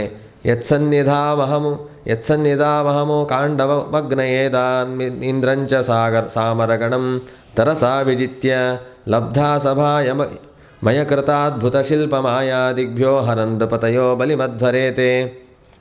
ಹೀಗೆ ಅನೇಕ ಸಂದರ್ಭಗಳನ್ನು ಸ್ಮರಣೆ ಮಾಡಿಕೊಳ್ತಾ ಇದ್ದಾನೆ. ಪರಮಾತ್ಮನ ಸನ್ನಿಧಾನದಲ್ಲಿ ಖಾಂಡವನ ದಹನವನ್ನು ಮಾಡಿ ಅಗ್ನಿಗೆ ಅದನ್ನು ಕೊಟ್ಟು ಸಾಮರಗಣಂ ಇಂದ್ರಂ, ಎಲ್ಲ ದೇವಗಣದಿಂದ ಸಹಿತವಾದಂತಹ ಇಂದ್ರನನ್ನು ಸೋಲಿಸಿ ಆ ಮಯಕೃತವಾದಂತಹ ಅದ್ಭುತ ಶಿಲ್ಪಮಯವಾದಂತಹ ಸಭೆಯನ್ನು ನಾನು ಪಡೆದಿದ್ದೇನೆ. ಯತ್ಸನ್ನಿಧೋ ನೃಪಶಿರೋಂಗ್ರಿ ಮಹನ್ ಮಖಾರ್ಥ ಆರ್ಯೋನುಜಸ್ತವ ಗದಾಯುಧ ಸತ್ವವೀರ್ಯ ತೇನಾಹೃತ ಪ್ರಮತನಾಥ ಮಖಾಯ ಭೂಪ ಯನ್ಮೋಚಿತಾಭ್ಯನುದಯನ್ ಬಲಿಮಧ್ವರೇತೆ. ನೀನು ರಾಜಸೂಯಾಗವನ್ನು ಮಾಡಬೇಕು ಅಂತ ಕುಳಿತಾಗ ಎಲ್ಲ ದಿಕ್ಕು ವಿದಿಕ್ಕುಗಳಿರೋ ರಾಜರೆಲ್ಲ ಬಂದು ನಿನಗೆ ಕಪ್ಪು ಕಾಣಿಕೆಯನ್ನು ಕೊಡ್ತಾಯಿದ್ರು. ಅವ್ರಿಗೆ ಯಾಕೆ ಆ ಸಾಮರ್ಥ್ಯ, ಆ ಪ್ರವೃತ್ತಿ ಬಂತು? ಭೀಮಸೇನ ದೇವರ ಭಯ. ಭೀಮಸೇನ ದೇವರು ಗದಾಪಾಣಿಯಾಗಿ ಬಂದರೆ ಎಲ್ಲರೂ ಕೂಡ ನಡಿಗೆ ಕಪ್ಪು ಕಾಣಿಕೆಯನ್ನು ಕೊಡಲಿಕ್ಕೆ ಸಿದ್ಧರಾಗ್ತಾಯಿದ್ರು. ಆ ಭೀಮಸೇನ ದೇವರಿಗೆ ಆ ರೀತಿ ಸಾಮರ್ಥ್ಯ ಹೇಗೆ ಬಂತು ಅಂತಂದರೆ ಯತ್ಸನ್ನಿಧೌ, ಆ ಭಗವಂತನ ಸನ್ನಿಧಾನದ ಬಲದಿಂದಾಗಿ ಭೀಮಸೇನ ದೇವರಿಗೆ ಆ ರೀತಿ ಸಾಮರ್ಥ್ಯ ಬಂದಿದೆ.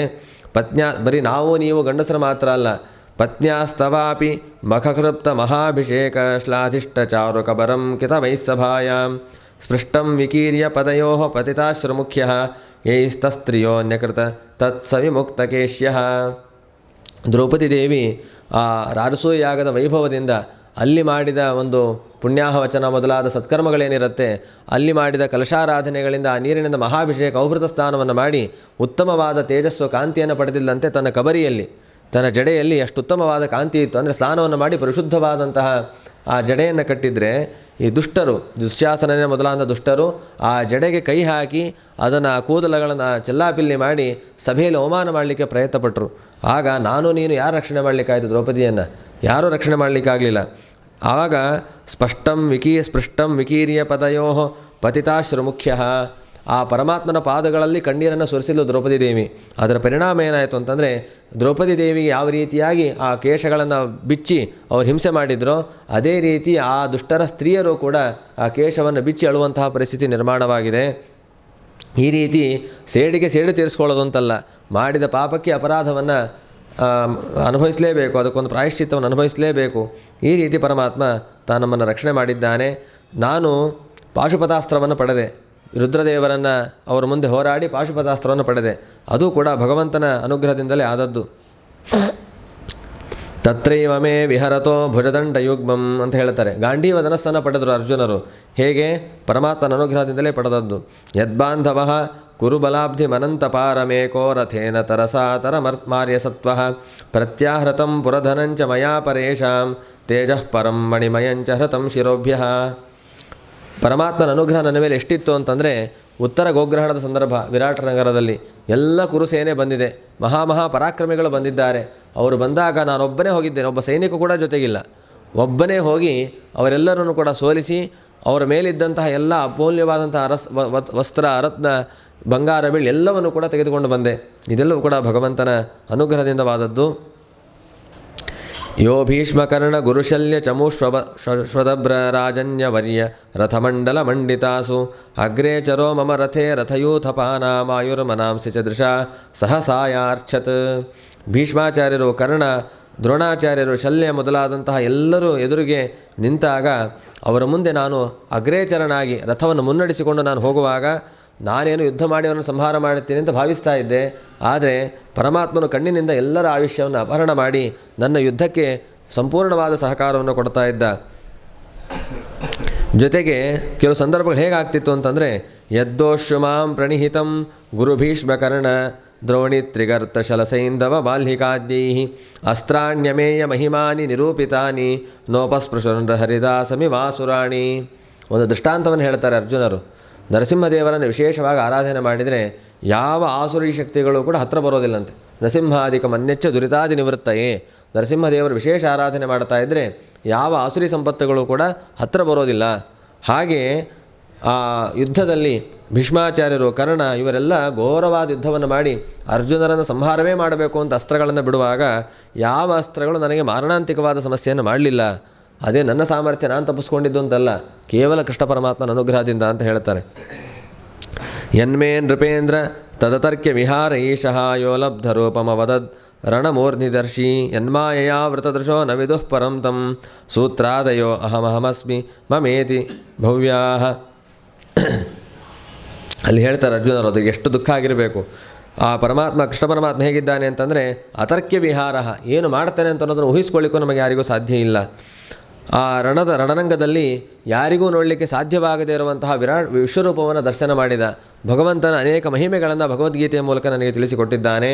ಅಂತಹ ಪರಮಾತ್ಮನನ್ನು ನಾನೇನು ಮಾಡಿದೆ ಅಂತಂದರೆ, ಸೌತ್ಯೇ ವೃತಃ ಕುಮತಿನಾತ್ಮದ ಈಶ್ವರೋ ಮೇ ಯತ್ಪಾದ ಪದ್ಮಭವಾಯ ಭಜಂತಿ ಭವ್ಯಾಹ. ಯಾವ ಕೃಷ್ಣ ಪರಮಾತ್ಮನ ಪಾದಗಳನ್ನು ಆಶ್ರಯಿಸಿ ಸಂಸಾರವನ್ನು ದಾಟಲಿಕ್ಕೆ ಜ್ಞಾನಿಗಳು ಪ್ರಯತ್ನ ಮಾಡ್ತಾರೋ ಅಂಥ ಪರಮಾತ್ಮನನ್ನು ಒಂದು ರಥದ ಮುನ್ನಡೆಸಲಿಕ್ಕಾಗಿ ನಾನು ನಿಯೋಜಿಸಿಕೊಂಡೆ. ಸಂಶಾಂತ ವಾಹರ ಮರೆಯೋ ರಥಿನೋ ಭವಿಷ್ಟಂ ನ ಪ್ರಾಹರನ್ಯದನುಭಾವ ನಿರಸ್ತಚಿತ್ತಾ. ಆ ಕೃಷ್ಣ ಪರಮಾತ್ಮ ಅಷ್ಟು ನಾವೆಲ್ಲರೂ ಒಂಚೂರು ಕಾರು ಓಡಿಸ್ಬಿಡ್ರಿ ಅಂತಾರೆ ಏನು ಮಾಡ್ತೀವಿ, ಸಿಟ್ಟು ಮಾಡ್ಕೊಳ್ತೀವಿ. ಆದರೆ ಕೃಷ್ಣ ಪರಮಾತ್ಮ ಹಾಗಲ್ಲ. ಕಣ್ಣಿನ ರೆಪ್ಪೆ ರಕ್ಷಣೆ ಮಾಡುವಂತೆ ಅದಕ್ಕಿಂತಲೂ ಹೆಚ್ಚಾಗಿ ರಕ್ಷಣೆ ಮಾಡಿದ್ದಾನೆ. ಕೆಲವು ಸಂದರ್ಭದಲ್ಲಿ ಯುದ್ಧದಲ್ಲಿ ಆ ಕುದುರೆಗಳಿಗೆ ತುಂಬ ಸುಸ್ತಾಗ್ತಿತ್ತಂತೆ. ಸುಸ್ತಾದಾಗ ಅವಕ್ಕೆ ರಕ್ಷಣೆ ಕೊಡಬೇಕಾಗ್ತಿತ್ತು, ಅದಕ್ಕೆ ಆರೈಕೆ ಮಾಡಬೇಕಾಗ್ತಿತ್ತು. ಆಗ ರಥದಿಂದ ಕೆಳಗಿಳಿದು ಆ ಕುದುರೆಗಳಿಗೆ ಒಳ್ಳೆ ಆರೈಕೆಯನ್ನು ಮಾಡ್ತಾ ಇದ್ದಂತೆ ಕೃಷ್ಣ ಪರಮಾತ್ಮ. ಹಾಗಾಗಿ ಕೆಳಗಿಳಿತಾ ಇದ್ದ ಅರ್ಜುನ, ಕೆಳಗಿಳಿತಾ ಇದ್ದ. ಕೆಳಗಿಳಿಬೇಕಾದ್ರೆ ತಾನು ಕೂಡ ಒಂದು ರೀತಿ ವಿಶ್ರಾಂತಿ ಅನ್ನೋ ರೀತಿಯಲ್ಲಿ ಬಿಲ್ಲು, ಬಾಣ, ಆಯುಧಗಳನ್ನೆಲ್ಲ ರಥದಲ್ಲೇ ಇಟ್ಟು ತಾನು ಕೆಳಗಿಳಿತಾ ಇದ್ದಂತೆ. ಇವನಿಗೆ ವಿಶ್ರಾಂತಿ ಅಷ್ಟೇ, ಅದು ಎದುರಾಳಿಗಳಿಗೇನು ವಿಶ್ರಾಂತಿ ಅಲ್ಲಲ್ಲ ಅದು. ಅವರೆಲ್ಲರೂ ಕೂಡ ರಥದಲ್ಲೇ ಕುಳಿತುಕೊಂಡು ಆಯುಧಗಳನ್ನೆಲ್ಲ ಹಿಡಿದು ಯುದ್ಧವನ್ನು ಮಾಡ್ತಾನೇ ಇರ್ತಾಯಿದ್ರು. ಆದರೆ ಕೃಷ್ಣ ಪರಮಾತ್ಮ ರಥವನ್ನು ನಿಲ್ಲಿಸಿ ಅರ್ಜುನನನ್ನು ಕೆಳಗಿಳಿಸಿದ ಅಂತಂದರೆ ಯಾರೂ ಕೂಡ ಅರ್ಜುನನ ಮೇಲೆ ಬಾಣಪ್ರಯೋಗವನ್ನು ಮಾಡ್ತಿರ್ಲಿಲ್ಲಂತೆ. ಇದೇ ಪರಿಸ್ಥಿತಿ ಕರ್ಣನಿಗೆ ಬಂದಿತ್ತು. ಆ ರಥ ಮಣ್ಣಿನಲ್ಲಿ ಹುದುಗಿಕೊಂಡಾಗ ಹೊಡಿ ಅಂತಾನೆ ಕೃಷ್ಣ ಪರಮಾತ್ಮ, ಹೊಡೆದು ಬಿಡ್ತಾನೆ. ಆದರೆ ಇಲ್ಲೂ ಆ ರೀತಿ ಮಾಡಲಿಕ್ಕೆ ಅವಕಾಶ ಇತ್ತು, ಸಿಟ್ಟಿನಿಂದ ಏನೂ ಮಾಡಲಿಕ್ಕೆ ಸಾಧ್ಯ ಇದೆ. ಆದರೆ ಅವರಿಗೆ ಯಾರಿಗೂ ಆ ರೀತಿ ಪ್ರೇರಣೆ ಬರಲಿಲ್ಲಂತೆ. ಯಾಕೆಂದರೆ ಕೃಷ್ಣ ಪರಮಾತ್ಮ ಜೊತೆಗಿದ್ದ ಅನ್ನೋ ಕಾರಣಕ್ಕೋಸ್ಕರವಾಗಿ ಯಾವುದೂ ಕೂಡ ಅಂಥ ಅನರ್ಥಗಳು ಸಂಭವಿಸಲಿಲ್ಲ ನನ್ನ ಜೀವನದಲ್ಲಿ. ನರ್ಮ್ಯಾಣ್ಯುದಾರ ರುಚಿರ ಸ್ಮಿತಶೋಭನಾನಿ ಹೇ ಪಾರ್ಥ ಹೇ ಅರ್ಜುನ ಸಖೇ ಕುರು ನಂದನೇತಿ ಸಂಜಲ್ಪಿತಾನಿ ನರದೇವ ಹೃದಯ ಸ್ಪೃಶಾನಿ ಸ್ಮರ್ತುರ್ಲುಠಂತಿ ಹೃದಯಂ ಮಮ ಮಾಧವಸ್ಯ. ಆ ಭಗವಂತ ತಮಾಷೆಗಾಗಿ ಮಾತನಾಡ್ತಾ ಇದ್ದ, ಪ್ರೀತಿಯಿಂದ ಮಾತನಾಡ್ತಾ ಇದ್ದ. ಕ್ಷಣ ಕ್ಷಣಕ್ಕೂ ಹೇ ಪಾರ್ಥ, ಹೇ ಅರ್ಜುನ, ಹೇ ಸಖೆ, ಹೇ ಕುರುನಂದನ ಅಂಥೇಳಿ ನನ್ನನ್ನು ಕರೀತಾ ಇದ್ದ. ಆ ಭಗವಂತ ಕರೀತಾ ಇದ್ದಂತಹ ಮಾತುಗಳು ನನ್ನ ಹೃದಯವನ್ನು ಸ್ಪರ್ಶ ಮಾಡ್ತಾ ಇದೆ.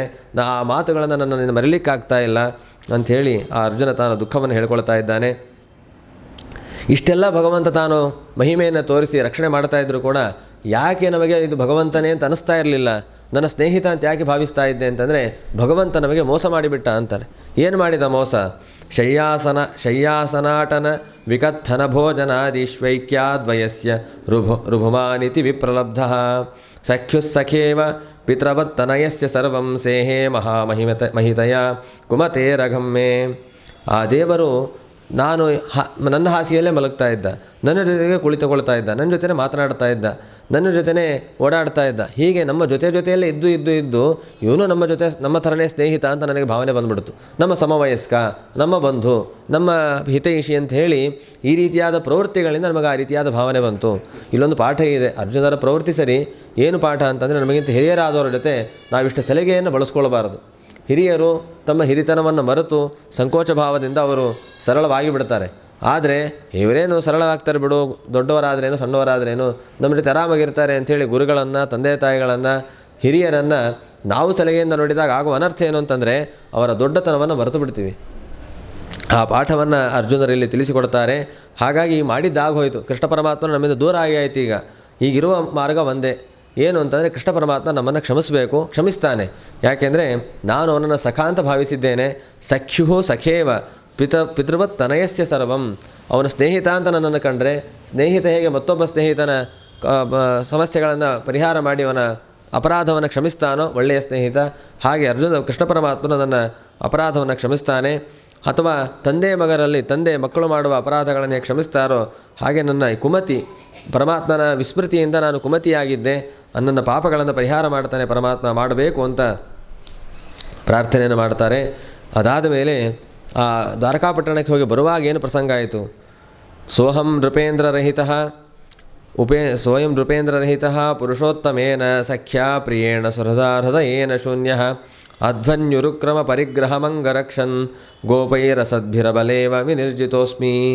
ಆ ಪರಮಾತ್ಮ ಇಲ್ಲ ಅಂತ ಅನ್ನೋದಕ್ಕೆ ಕೇವಲ ಭಾವನಾತ್ಮಕವಾದ ದುಃಖ ಅಲ್ಲ, ನನ್ನ ಶಕ್ತಿಯೇ ಪೂರ್ಣ ಕುಂಠಿತವಾಗಿ ಹೋಗಿದೆ. ಯಾಕೆಂದರೆ ದ್ವಾರಕಾಪಟ್ಟಣದಿಂದ ಬರುವ ದಾರಿಯಲ್ಲಿ ಪರಮಾತ್ಮನ ಸ್ತ್ರೀಯರನ್ನು ಯಾರೋ ದುಷ್ಟರ ಒಂದು ತೊಂದರೆ ಕೊಡ್ತಾ ಇದ್ದಾರೆ, ಅಪಹರಣ ಮಾಡ್ತಾರೆ ಅನ್ನೋ ಪರಿಸ್ಥಿತಿ ಬಂದಾಗ ಯುದ್ಧ ಮಾಡಿ ಅವರನ್ನು ಉಳಿಸ್ಬೇಕು ಅಂತ ಹೋದರೆ ನಾನು ಸೋತು ಬಿಟ್ಟೆ. ಹೇಗೆ ಸೋತೆ? ಅಬಲೇವ, ಒಬ್ಬ ಸಾಮಾನ್ಯ ಸ್ತ್ರೀ ಹೇಗೆ ಸೋಲ್ತಾಳೋ ಹಾಗೆ ಸೋತಿದ್ದೇನೆ. ನನ್ನ ಪರಾಕ್ರಮ ಎಲ್ಲಿದೆ? ಹಾಗಾದರೆ ನನ್ನ ಪರಾಕ್ರಮದಿಂದ ನಾನು ಗೆದ್ದಿದ್ದ, ಕೃಷ್ಣ ಪರಮಾತ್ಮನ ಸನ್ನಿಧಾನದಿಂದ ನಾನು ಗೆದ್ದಿದ್ದ ಅಂತ ಅವರು ಚಿಂತನೆ ಮಾಡ್ತಾ ಇದ್ದಾರೆ. ಅಲ್ಲಿ ಮಾತಲ್ಲೇ ಹಾಗೆ ಹೇಳ್ತಾರೆ, ಉರುಕ್ರಮದಿಂದ ನಾನು ಗೆದ್ದೆ ಹೊರತು ನನ್ನ ಪರಾಕ್ರಮದಿಂದ ನಾನು ಗೆಲ್ಲಿಲ್ಲ. ಉರುಕ್ರಮ ಅಂತಂದರೆ ಕೃಷ್ಣ ಪರಮಾತ್ಮ. ಅಂದರೆ ತುಂಬ ಸುಂದರವಾದ ಮಾತು, ಪ್ರಸಿದ್ಧವಾದ ಮಾತೆ. ಅರ್ಜುನನಿಗೆ ಬಲ ಇಲ್ಲ ಅಂತ ಹೇಳಿಕೊಳ್ತಾರೆ. ಅರ್ಜುನನಿಗೆ ಬಲ ಇಲ್ಲ ಯಾಕೆ ಅಂತಂದರೆ ಅರ್ಜುನ ಇರೋ ಹಾಗೇ ಇದ್ದಾನೆ. ಒಂದೇ ವ್ಯತ್ಯಾಸ, ಕೃಷ್ಣ ಪರಮಾತ್ಮ ಇಲ್ಲ ಅನ್ನುವ ಒಂದೇ ಪರಿಸ್ಥಿತಿ. ಇದರಿಂದ ಆದ ಬದಲಾವಣೆ ಎಷ್ಟು ಮಹಾನ್ ಬದಲಾವಣೆ. ಸಾಮಾನ್ಯ ಜನರಿಂದ ಸೋಲುವ ಪರಿಸ್ಥಿತಿ ಬಂತು. ತದ್ವೈಧನು ತೈಷವ ಸರಥೋ ಹಯಾಸ್ತೆ ಸೋಹಂ ರಥೀ ನೃಪತಯೋ ಯತ ಆಮನಂತಿ ಸರ್ವಂ ಕ್ಷಣೇನ ತದಭೂತ್ ಅಸದ್ ಈಶರಿಕ್ತಂ ಭಸ್ಮನ್ಹುತಂ ಕುಹಕರಾಧಮಿವೋಕ್ತ ಮೂಷೆ. ಅದೇ ಧನುಸ್ಸಿದೆ. ಯಾವ ಗಾಂಡೀವ ಧನಸ್ಸನ್ನು ಧಾರಣೆ ಮಾಡಿ ಬರ್ತಾ ಇದ್ದಾನೆ ಅಂತ ಕೇಳಿದರೆ ರಿಪುಗಳೆಲ್ಲ ಬಂದು ನಮಸ್ಕಾರ ಮಾಡಿಬಿಡ್ತಾ ಇದ್ರಂತೆ, ರಾಜರೆಲ್ಲ ಬಂದು ನಮಸ್ಕಾರ ಮಾಡ್ತಾ ಇದ್ರಂತೆ. ಗಾಂಡೀವ ಧನುಸ್ಸಿಗೆ ಆ ರೀತಿಯ ಸಾಮರ್ಥ್ಯ ಇತ್ತು. ತೈಷವಃ, ಅರ್ಜುನನ ಅಕ್ಷಯ ಬತ್ತಳಿಕೆಯಲ್ಲಿರುವಂಥ ಒಂದೊಂದು ಬಾಣಗಳು ಕೂಡ ಮಹಾಪರಾಕ್ರಮವನ್ನು ಪಡೆದಿದ್ವು. ಅಂತಹ ಬಾಣಗಳ ಪ್ರಯೋಗ ಆಗತ್ತೆ ಅಂದರೆ ರಾಜರು ಹೆದರ್ತಾ ಇದ್ದರು. ಅದೇ ಕುದುರೆಗಳು, 4 ಕುದುರೆಗಳು ಅರ್ಜುನನ ರಥಕ್ಕೆ. ಅದೇ ರಥ ಇದೆ. ಸ ರಥ ಹಯಾಸ್ತೆ ಸೋಹಂ ರಥಿ. ಅವೆಲ್ಲ ಇದ್ದಾರೆ, ಒಳಗೆ ಯಾರೋ ಬೇರೆಯವ್ರು ಕೂತಿದ್ದಾರೆ ಅಂದರೆ ಯಾರಿಲ್ಲ, ನಾನೇ ರಥಿ. ಆವತ್ತು ನಾನೇ ಕೊಡ್ತಾ ಇದ್ದೆ, ಇವತ್ತು ನಾನೇ ಕೊಡ್ತಾ ಇದ್ದೇನೆ. ಆದರೆ ಕೃಷ್ಣ ಪರಮಾತ್ಮ ಒಬ್ಬನಿಲ್ಲ. ಈಶರಿಕ್ತಂ, ಭಗವಂತ ಇಲ್ಲದೇ ಇರುವಂತಹ ಈ ಎಲ್ಲ ಸಂಪತ್ತು ಏನಾಯಿತು ಅಂತಂದರೆ ಸರ್ವಂ ಕ್ಷಣೇನ ತದಭೂತ್ ಅಸತ್. ಒಂದು ಕ್ಷಣದಲ್ಲಿ ಎಲ್ಲವೂ ಕೂಡ ಅಸತ್ತಾಗಿ ಹೋಯಿತು. ಅಸತ್ ಅಂದರೆ ಸುಳ್ಳಾಯಿತು ಅಂತ ಅರ್ಥ ಅಲ್ಲ, ಅವೆಲ್ಲ ಆ ಶಕ್ತಿಹೀನವಾಯಿತು ಅಂತ ಅರ್ಥ. ಇದ್ದರೂ ಕೂಡ ಉಪಯೋಗಕ್ಕೆ ಬರ್ತಾ ಇಲ್ಲ. ಸರ್ವಂ ಕ್ಷಣೇನ ತದಭೂತ್ ಅಸತ್ ಈಶರಿಕ್ತಂ ಭಸ್ಮನ್ ಹುತಂ. ಹೇಗೆ ಅಗ್ನಿಯಲ್ಲಿ ಪದಾರ್ಥಗಳನ್ನು ಹಾಕಿದರೆ ಒಂದು ಕ್ಷಣದಲ್ಲಿ ಎಲ್ಲವೂ ಕೂಡ ಭಸ್ಮವಾಗಿ ಹೋಗುತ್ತೋ ಹಾಗೆ ನನ್ನ ಎಲ್ಲ ಪರಾಕ್ರಮ ಸಾಮರ್ಥ್ಯ ಎಲ್ಲವೂ ಕೂಡ ಇವತ್ತು ಇಲ್ಲ ಅನ್ನುವ ಪರಿಸ್ಥಿತಿ ಬಂದು ಹೋಗಿದೆ. ಹೀಗೆ ತನ್ನ ದುಃಖವನ್ನು ಪರಿಸ್ಥಿತಿಯನ್ನು ಹೇಳಿಕೊಂಡಂತಹ ಅರ್ಜುನ ಹೇಳ್ತಾ ಇದ್ದಾನೆ, ರಾಜನ್ ಸ್ವಯಾಭಿಪೃಷ್ಟಾನಾಂ ಸುರದಾಂನ ಸುಹೃತ್ಪುರೆ ವಿಪ್ರಶಾಪ ವಿಮೂಢಾನಾಂ ನಿಘ್ನತಾಂ ಮುಷ್ಟಿಭಿರ್ಮಿತಃ. ರಾಜನಿ ಎಲ್ಲರ ಬಗ್ಗೆ ಪ್ರಶ್ನೆ ಕೇಳಿದಿ, ಅದೆಲ್ಲರೂ ಕೂಡ ವಿಪ್ರರ ಶಾಪದಿಂದ ವಾರುಣಿ ಮದನೆಯನ್ನು ಪಾನವನ್ನು ಮಾಡಿ ಮದಭರಿತರಾಗಿ ತಮ್ಮಲ್ಲಿ ತಾವೇ ಹೊಡೆದಾಡಿಕೊಂಡು ಎಲ್ಲರೂ ಕೂಡ ನಾಶವಾಗಿ ಹೋಗಿದ್ದಾರೆ. ಅಜಾನತಾಮಿವಾತ್ಮಾನಂ ಚತುಃಪಂಚಾವಶೇಷಿತಾ, 4-5 ಜನ ಉಳಿದುಕೊಂಡಿದ್ದಾರೆ ಬಿಟ್ಟರೆ ಸಮಗ್ರ ಯದುಕುಲ ನಾಶವಾಗಿ ಹೋಗಿದೆ. ಪ್ರಾಯೇಣೇ ತದ್ಭಗವತಃ ಈಶ್ವರಸ್ಯ ವಿಚೇಷ್ಟಿತಂ ಮಿಥೋ ನಿಘ್ನಂತಿ ಭೂತಾನಿ ಭಾವಯಂತಿ ಚ ಎನ್ಮಿತಃ. ಇದೆಲ್ಲವೂ ಕೂಡ ಭಗವಂತನ ಇಚ್ಛೆ ಅಂತ ನಾನು ಅಂದ್ಕೊಳ್ತಾ ಇದ್ದೇನೆ. ಭಗವಂತನ ಪ್ರೇರಣೆ ಇಲ್ಲದೆ ಇದ್ಯಾವುದೂ ಸಾಧ್ಯ ಇರ್ತಾ ಇರಲಿಲ್ಲ. ಹೇಗೆ ನೀರಿನಲ್ಲಿ ದೊಡ್ಡ ದೊಡ್ಡ ಮೀನುಗಳು ಚಿಕ್ಕ ಚಿಕ್ಕ ಮೀನುಗಳನ್ನು ತಿಂದು ಬಿಡ್ತಾವೋ ಹಾಗೆ ದೊಡ್ಡ ದೊಡ್ಡ ಬಲಿಷ್ಠಯಾದವರು ಚಿಕ್ಕ ಚಿಕ್ಕಯಾದವರನ್ನು ಸಂಹಾರ ಮಾಡಿದರು. ಹೀಗೆ ಪರಸ್ಪರ ಹೊಡೆದಾಡಿಕೊಂಡು ಎಲ್ಲರೂ ಕೂಡ ಮೃತರಾಗಿದ್ದಾರೆ. ಕೊನೆಯಲ್ಲಿ ಎಲ್ಲರೂ ಮೃತರಾದರು ಅನ್ನೋದಕ್ಕೆ ನಾನು ದುಃಖ ಪಡ್ತಾ ಇಲ್ಲ. ದುಃಖ ಪಡಲಿಕ್ಕೆ ಒಂದೇ ಒಂದು ಕಾರಣ ಏನು ಅಂತಂದರೆ, ದೇಶಕಾಲಾರ್ಥಯುಕ್ತಾನಿ ಹೃತ್ತಾಪೋಪಶಮನಾನಿ ಚ ಹರಂತಿ ಸ್ಮರತಶ್ಚಿತ್ತಂ ಗೋವಿಂದ ಅಭೀತಾನಿಮೆ. ಆ ಭಗವಂತ ಹೇಳಿದಂತಹ ಮಾತುಗಳನ್ನು ನಾನು ಮತ್ತೆ ಮತ್ತೆ ಕೇಳಿಸ್ಕೊಳ್ಳಿಕ್ಕೆ ಆಗ್ತಾ ಇಲ್ಲ ಅನ್ನೋದಕ್ಕೋಸ್ಕರ ನಾನು ದುಃಖವನ್ನು ಪಡ್ತಾ ಇದ್ದೇನೆ ಅಂತ ಹೇಳಿ ಆ ಅರ್ಜುನರು ತುಂಬ ದುಃಖವನ್ನು ಹೇಳಿ ಮತ್ತೆ ಕಣ್ಣೀರನ್ನು ಹಾಕಿದ್ದಾರೆ. ಕೊನೆಗೇನು ಮಾಡಿದರು ಅಂತಂದರೆ, ಏವಂ ಚಿಂತಯತೋ ಜಿಷ್ಣೋ ಕೃಷ್ಣಪಾದ ಸರೋರಹಂ ಸೌಹಾರ್ದೇನ ಅತಿಗಾಢೇನ ಶಾಂತ ಆಸೀದ್ ವಿಮಲಾಮತಿ. ಆ ಪರಮಾತ್ಮನ ಸ್ನೇಹವನ್ನೇ ಸ್ಮರಣೆ ಮಾಡ್ತಾ ಮನಸ್ಸನ್ನು ಸಮಾಧಾನ ಮಾಡಿಕೊಳ್ಳಿಕ್ಕೆ ಪ್ರಯತ್ನ ಪಡ್ತಾ ಇದ್ದಾರೆ. ಅಲ್ಲಿ ಅವರಿಗೆ ಕಂಡಂತಹ ದೊಡ್ಡ ಉಪಾಯ, ಕೃಷ್ಣ ಇಲ್ಲ ಅಂದರೂ ಕೂಡ ಕೃಷ್ಣನ ಮಾತು ನಮಗೆ ಇವತ್ತಿಗೂ ಕೂಡ ಸಿಗ್ತಾ ಇದೆ. ಏನದು? ಗೀತಂ ಭಗವತಾಜ್ಞಾನಂ ಎತ್ತತ್ ಸಂಗ್ರಾಮ ಮೂರ್ಧನಿ ಕಾಲಕರ್ಮ ತಮೋರುದ್ಧಂ ಪುನರಧ್ಯಕಮದ್ವಿಭು.